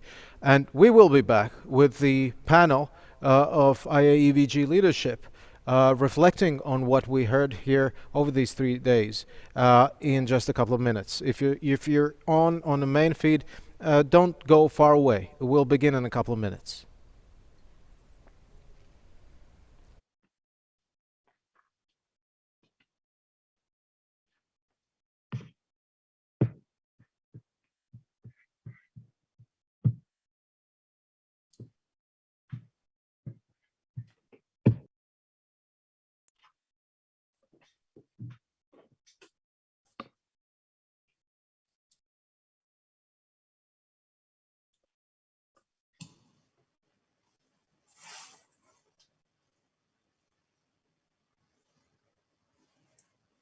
So we were waiting for Jerome, I think.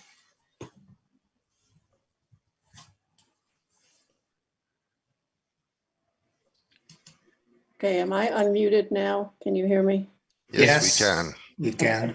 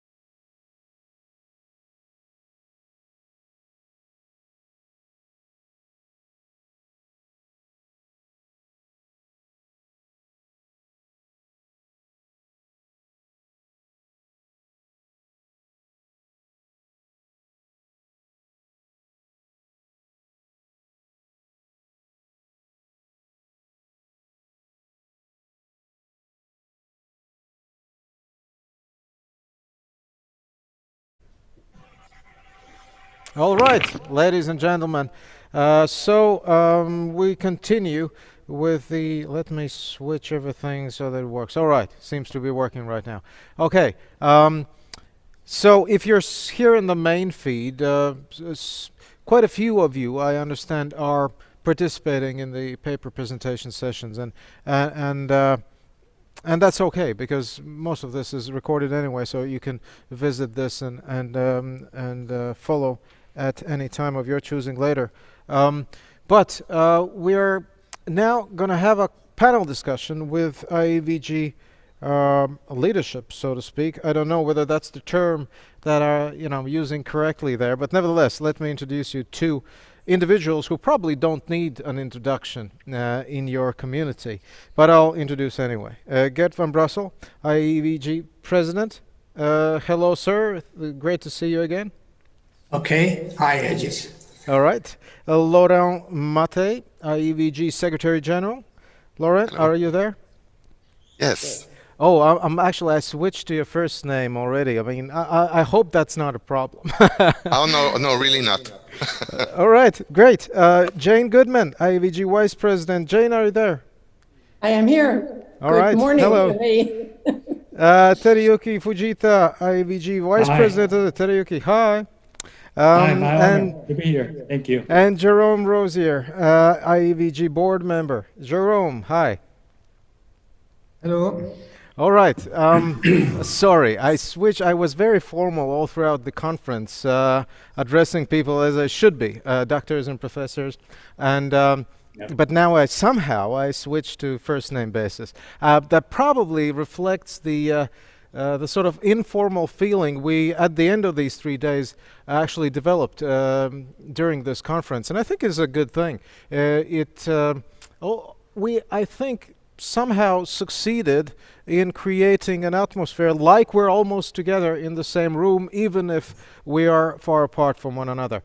Let me phrase the first question, the first round of remarks, beginning with Gert there. What's your highlight of the conference? The highlight is, and it was already said by some previous speakers, is that there is a lot of difference all over the world, and that is what we as EIVG note many times, differences in opportunities and the environment of our colleagues, guidance colleagues, but also of, let's say, the clients of them. So, and that's why it's important that we tailorize our services as associations to the different regions and the different nations where our members are located. So I think this difference, be aware, and it started already with a very inspiring keynote of Professor Pillay from South Africa, and making again very clear the difference between North and South of our world. But there are also very big differences and even gaps, so to speak, in countries and regions of the world between categories and groups of people. So we should be aware of that too. And I think that that's also a challenge for us. Laurent, what's your highlight? It's from the very beginning when our keynote speaker talked about hybridation. And to me, it's, I think, where the association may be the most useful, because our goal is to lead, but to lead is to make people work together, not to be ahead, but to be with national association communities and individual professionals. So this, for me, tainted everything I've heard afterwards. Like what we can do is get all those ideas and make new ones by hybridation. And this only an international association can do that. So I figure this is one of the things we can look for, you know, in our strategic orientations. Yeah, I think so. I mean, I'm not in a position of leadership, but that's what struck me during this conference as well. I tried to put myself in your shoes as an association and try to figure out, okay, out of this diversity, how do I, you know, how to tackle that challenge? And yeah, probably, as you just, Laurent, said, by encouraging that hybrid tactic of being the facilitator of the conversation globally on those issues. Yeah, I think it makes a lot of sense. Jane, is that your feeling as well? That you're taking your main takeaways from these 3 days? Well, thank you. I want to tell a quick story. My first IAEVG was 1983. And at that time, there was a big recession in the United States, and the automobile factories in particular were very badly hurt. And my job was to work with auto workers who were losing their jobs. And in my country, that was considered a great shame. People would lie about it. They wouldn't tell their families or they wouldn't tell their neighbors that this terrible thing had happened. And I went to a conference in Italy where people were saying it was something that happened to them. It wasn't their fault. It wasn't their problem. They had what I now know is called a contextual awareness. So what happened for me was, instead of only getting some new answers to what do I do better, I got some new questions. How do I better approach career development? And that has been true for these last 3 days. People have raised things that I didn't think about before.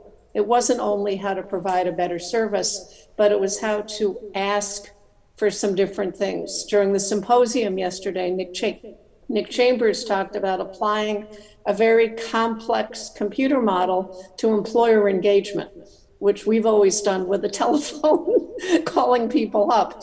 And I find that now I'm saying, how can video games, as was mentioned in an earlier presentation today, how can we use that technology that we have, rather than, I think, for many of us, still being dependent on really old technologies for connecting with employers? Just a couple of examples of how I think what we learned from an international meeting is not only creative approaches, but what am I doing that I could be doing differently? Sorry, I don't answer it. It's no problem. Yeah. Throw it out of the window. Okay. Finish a thought, please, Jane. Well, no, just that I think asking new questions becomes a very important component of what I learn, and I think what we learn in these contexts. By the way, it's a very nice background you have there. Isn't it hot on the beach? I wish it were real. No, I'm in Chicago where it's kind of gray and cold today. All right. Teruyuki, thank you, by the way, for being extremely active on the chat space there. Well, thank you. It was enhancing experience for me. Thank you. So your highlights, please. Are you getting, by the way, Teruyuki, let me rephrase, sorry to interrupt you. Did you get more questions or more answers out of this? Oh, yes, I got answers, a lot of answers, and the stimulation academically. Well, I found that the commonality of challenges we face right now globally, for instance, for digital disparities and disparity among the gender. So all the problems are more common in global sense, especially in the COVID-19 pandemic, made us to think how to challenge these disparities. Those are the things that I learned from the highlights of the keynote speakers for 3 days. All right. Jerome. It's a pretty dull background you have there, I must say, compared to others. Jerome, please, your highlights, please. I think for me, I mean, being able to meet even not online and not in person is very important, because I mean, if we want to promote our field, if we want to make interventions accessible to all and trying to facilitate the accessibility of our services, we need to work together. And for this reason, meetings like that are very important. And for me, this fact of being able to discuss and to work with our colleagues, I mean, at an international level, is very, very important for this. All right. Let me then, I'm trying to figure out how to sum this all up and to come up maybe with a roadmap for the years ahead. Now, beginning from you once again, what's your to-do list for the period ahead? Based on what we discussed, based on what we heard, to-do list, and I'll ask everyone this, and I think it can be answered both in terms of what the organization and the association should do, but also in terms of what types of research maybe to encourage and maybe areas to focus on. So from all sorts of, there could be all sorts of to-do lists. So whichever is your primary to-do list, please do share. Yeah, well, at the head of the list is that we launched a member survey 4 months ago to our membership, and in order to find out what their interests and needs are regarding professional development. So we had a first analysis in our working group under the lead of Soledad Romero Rodriguez. And the next step will be drawing conclusions out of the figures, so that we have a very good solid fundament for developing services, diverse services for our membership. But we should also be aware that we should not develop it ourselves, but together with our membership, to be sure that we tailor it to their specific needs in specific parts of the world. So I think that that's very, very important and very high on our list to make next steps after the analysis. And out of the first data, they show that innovation has a high priority for our membership. They want to learn more about innovative theories, but also methods and techniques.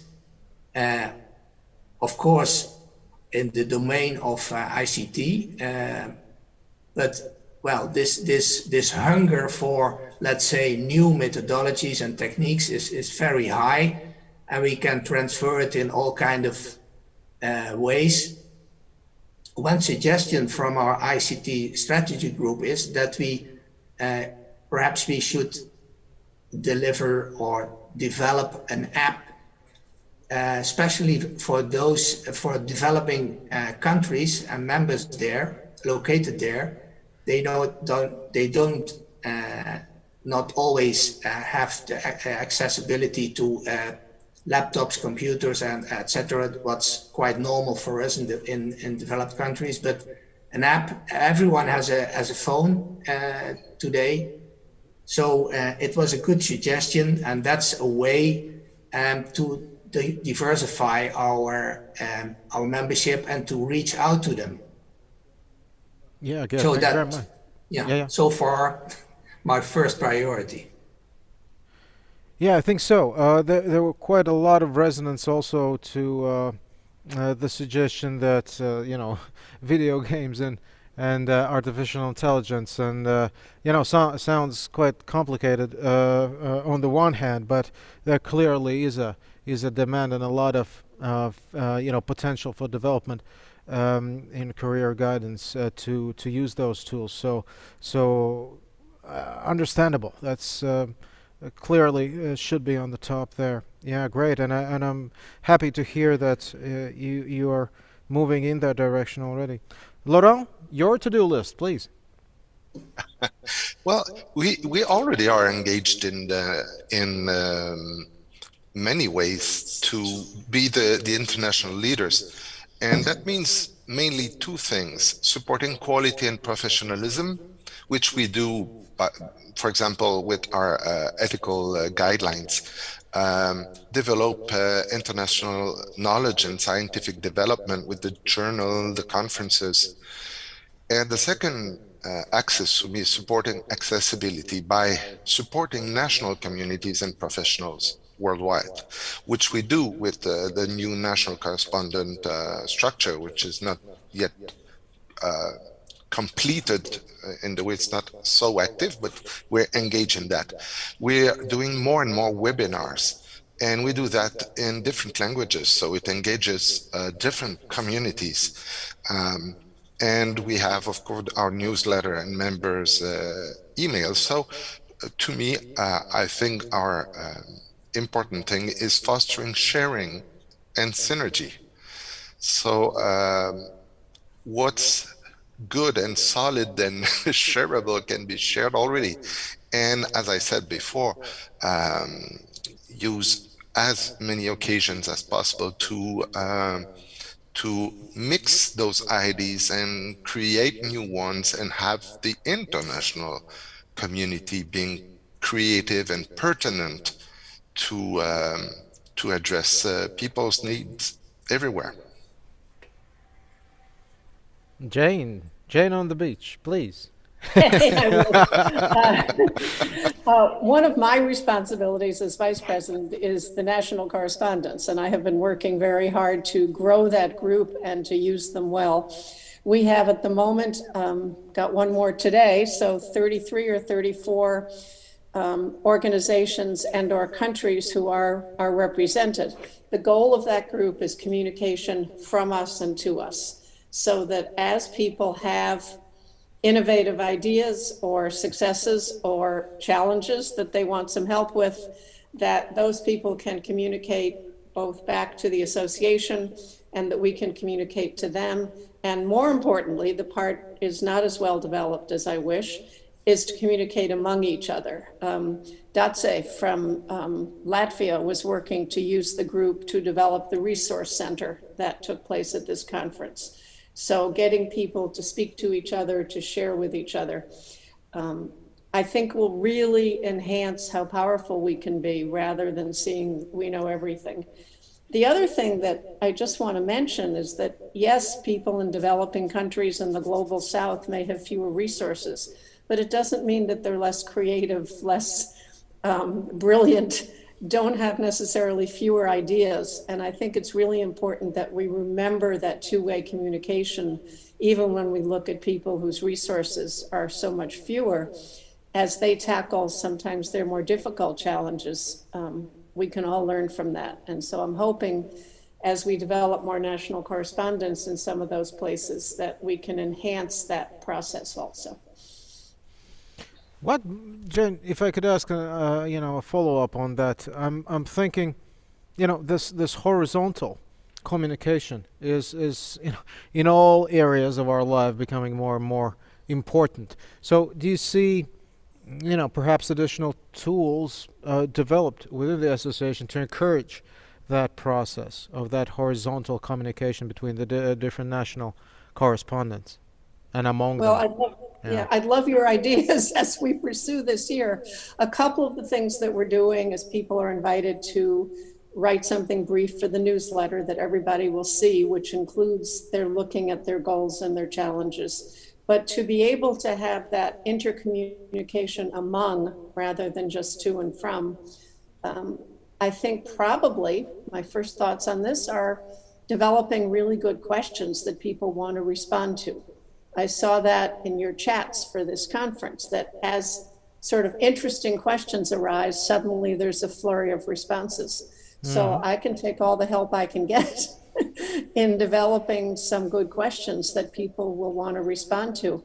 And to me, I want to say this again, because tried to raise it at the symposium over the years. It's not only important to talk about what's going well, but it's important to talk about what you don't know how to try or what you've tried that didn't go well. So we don't all have to keep trying the same thing. Let's talk about our challenges, or let's be upfront. Let's talk about our failures and what we might do instead, or what the group might suggest that we do instead. I think that's really important. Yeah, I just can add that. Sure. Let's Yeah, say please. what we see is what we noticed to our pleasure is that in many regions of the world that there is this horizontal collaboration between national associations, but also institutes. It's already happening, and we try to stimulate that as leaders and advocates, and also try to assist if possible and if needed, of course. But let's say on regional level, is already this kind of collaboration happening. So, Right. and we always underline the importance of it and try to stimulate and promote collaboration and co-creation. Can I add one more thing? Sure. One of the things that I've observed in the journal, and I can't tell you, I haven't tracked it or counted it, but there are articles that are submitted by people from more than one country or region working on together. And Jerome probably can give us more up to date on this. Out of some of the past symposia, there have been some agreements to do collaborative research. And I think that's a very positive sign of how we can work together, and the synergy from expanding beyond sort of what you know to what you can learn. By the way, Ilse writes there on the chat that please go to see IEVG stand to find tools and materials from the national correspondence. Click on the logo to see the content of the stand. So I suppose that's under Expo. Should be found, Yes. or yeah, under Expo, right? So quite a few of those working materials can be accessed on the conference application. By the way, I'm very much intrigued by Jane's suggestion that there should be focus on what doesn't work as well. On this, you could do the entire conference on the failed practices. So I'm not sure I would like to moderate that conference because that'd be a challenge to keep the positive energy level going. But as an idea, I think tremendously important. Obviously, as important to learn from bad experiences as it is to learn from the good experiences. Teruyuki. Yes. Your to-do list and your failed practices. No. Thank you. No one will speak to me after this. Sorry to interrupt you, I Teruyuki, agree please. with Jane and Gert about communication and collaboration. So in the in-service training program, for instance, for the practitioners, we need to make much clearer focus on interdisciplinary communication is also important, or the interprofessional collaboration is also important. For instance, to pursue social justice in career guidance and counseling, the practitioners should have more profound understanding of race, ethnicity, gender, including LGBTQ, and especially in the school settings. For instance, practitioners need to build mutual understanding with enterprises in the community to promote employer engagement in career guidance. So collaborations with classroom teachers also crucial. So the collaboration and communication plus interdisciplinary communication and interprofessional collaboration would be important. That's what I thought. All right.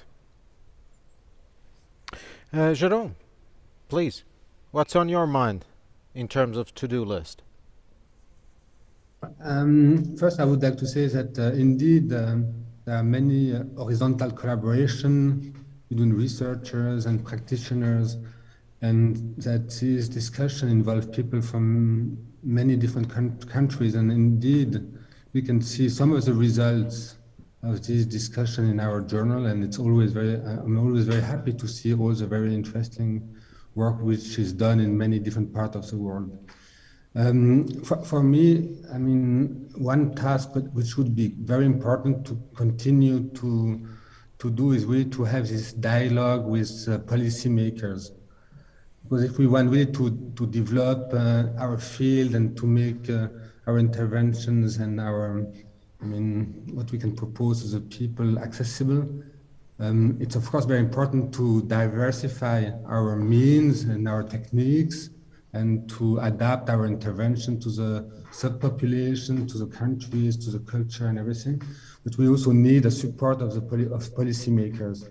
And as a large international association, we can help people in different countries to discuss this at their level.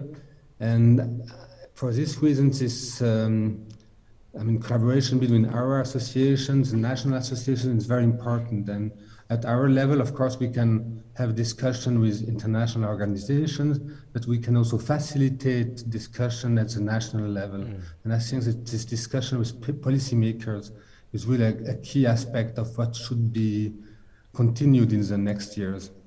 Well, yes, Jerome, thank you very much for this. I think a very important aspect also raised in one of our keynote addresses, because that's a very different picture once again in different countries, how institutionalized this is from point of view of policy making, or how much within the education system or wherever that might be, depending on the particular target group of who needs career advice, how much is this an issue of set policy of working institutions already, or how much is it is not, right? So yeah, an important aspect there.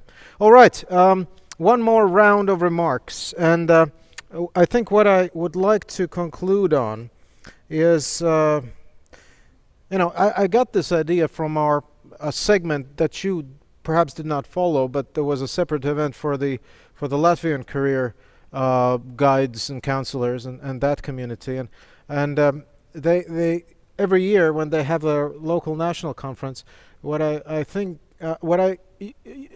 striking and very positive is this acknowledgement to the best practitioners and the most enthusiastic and active participants, and it's always also a question of how to keep them going, because it's oftentimes such a difficult job or a task you need to do, and part of the Latvian conferences is also a sort of an inspirational segment in that, just to keep people energized. This is so important because a lot of it depends on their initiative.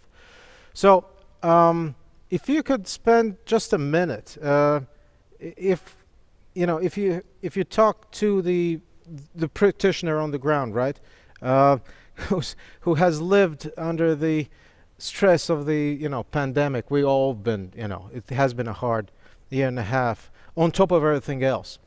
In your experience, I mean, what keeps you going? What keeps you energized? What keeps you focused and engaged in this very important job and task you're doing? What would you say to that practitioner there? I mean, sounds a bit, trivial on the one hand, but I think a very important aspect in all of this conversation. I'll begin from Gert once again, please. Yeah. Well, I must say I stayed personally. I stayed in guidance for more than 40 years before I retired, and I could have, because I took a lot of energy. I could find a lot of energy in my daily work, working with different clients. So there was never, almost never, a moment that I doubted about or I thought I should switch my career. It was very fulfilling. So it's a wonderful job. That is what I want to say. And I would, we took the initiatives in IAVG to find out if we could organize a World Guidance and Livelihood Day.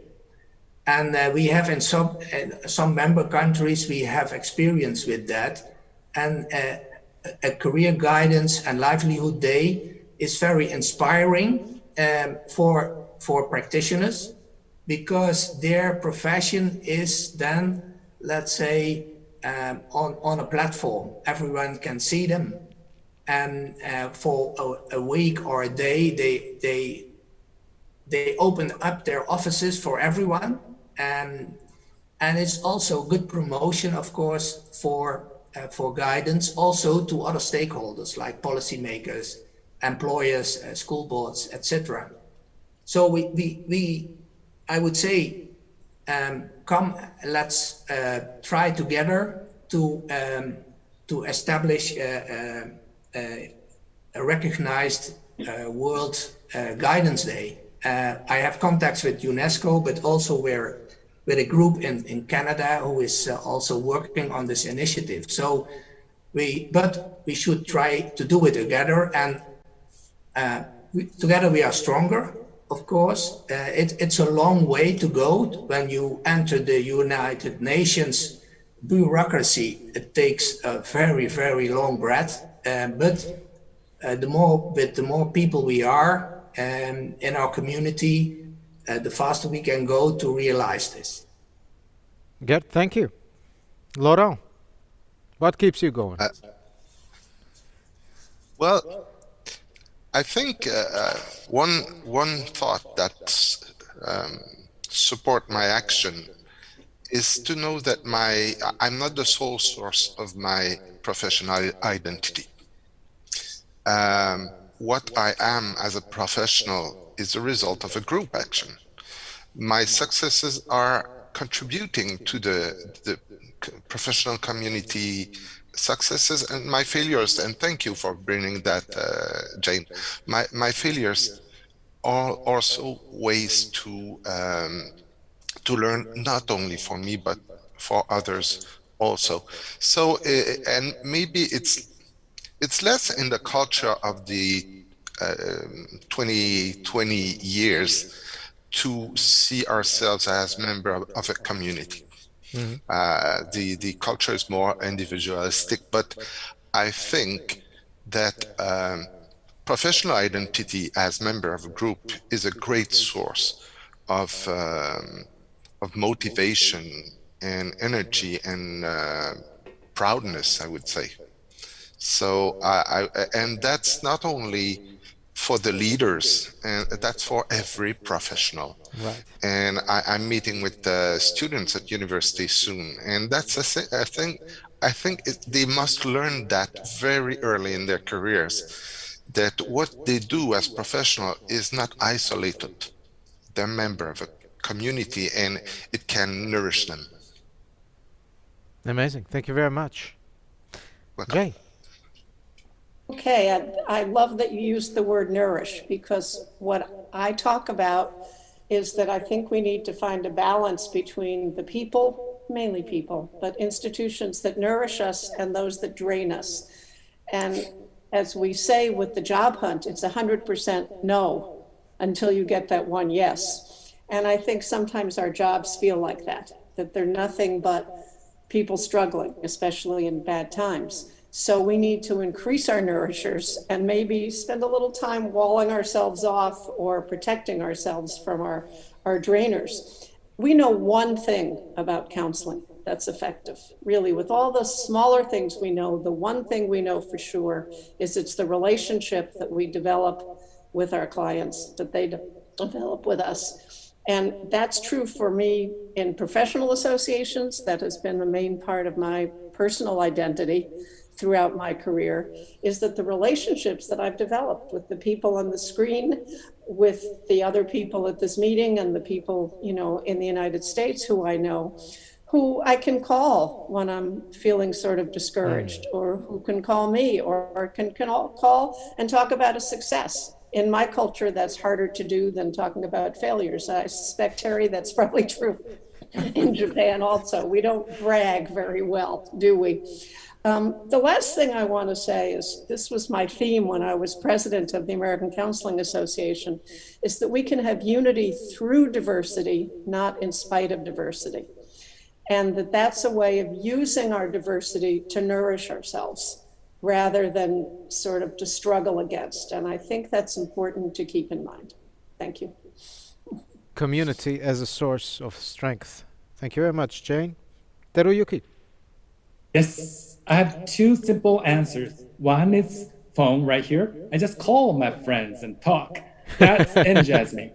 Okay, that's one thing. And second one is review your portfolio and reconnect with your past, including your failure, success, and hard work you did in the past. By doing so, you will get courage from your past itself.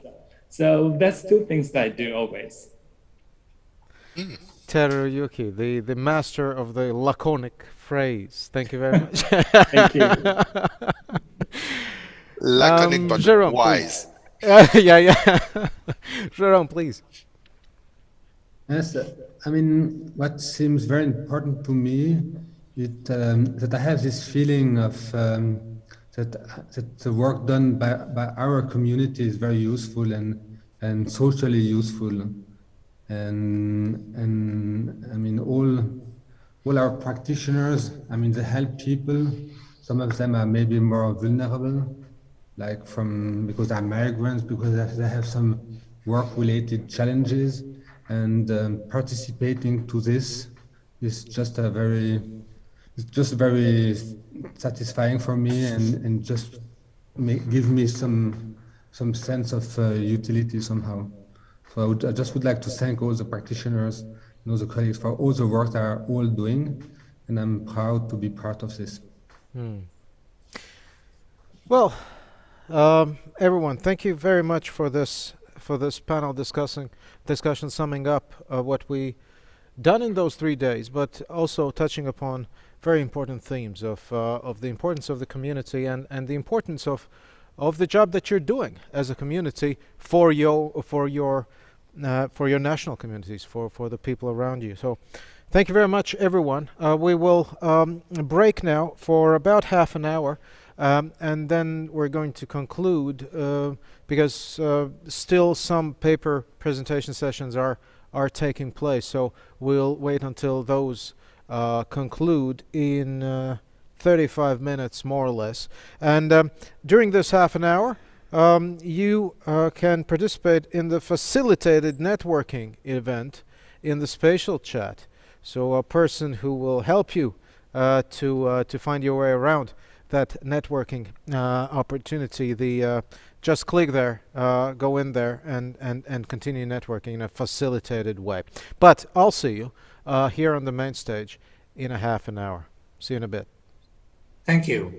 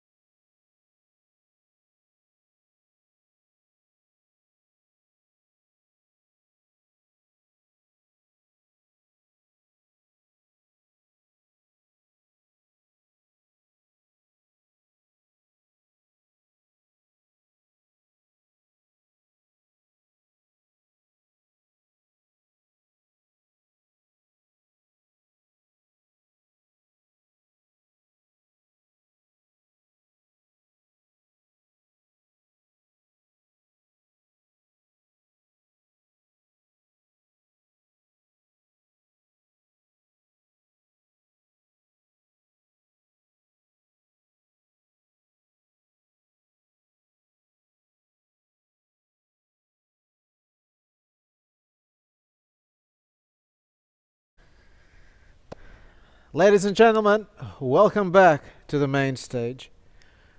I'm afraid it's time to call it a day, to call it a conference in this case. Just a few things left to do. Many papers were presented today and in the previous days as well in numerous working groups. These academic contributions were also rated according to academic criteria. Well, these quality criteria are quite conventional for academic papers, but here they are once again on the screen.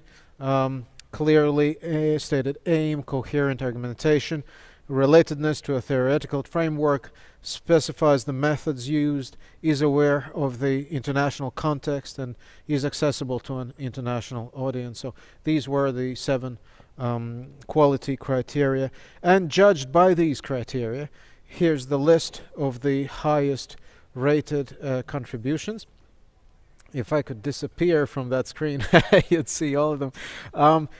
So we will post the list on conference website and it will be accessible. And thanks and congratulations to everyone, the researchers listed there, but also everyone else who contributed as keynote speakers, as authors of those research papers that were presented. Thank you very much. Now we connect once again to Gert van Brassel, IAEVG President, for his closing remarks. Sir, please. Thank you. Thank you. Dear conference participants, dear IAEVG members, we are almost at the end of our Riga conference. It's always a pity that we reach this moment at the end, but I'm also sure that for the organizers, it will be a kind of a relief too. We had a full and exciting program and even a city tour in beautiful Riga. And it's really a pity that we could not meet in person there. Last Tuesday, I invited you to enjoy the program, exchange your thoughts and experiences and expertise in order to develop your professional expertise. And I'm confident you did. And I hope that the spirit of this event may stay with you for a long time. This is facilitated by the recordings of all sessions that will be available to all participants for 12 months. So stay with us, and IAEVG is honored to stay with you in the future. And now I very much thank all members of the organizing team who have worked together to make this first virtual IAEVG conference to a success. It was a big team, so I will not mention all the names, also because some Latvian names are not very easy to pronounce. So please allow me to thank the whole organizing team in the person of Ilse Jansone, member of our board of directors. I also would like to thank all keynoters, presenters, and participants for your active contribution in our conference program. Together we have created this marvelous event. Thank you so much. Thank you, sir. When and where the next event is planned? Yes, well, we have a lot of plans.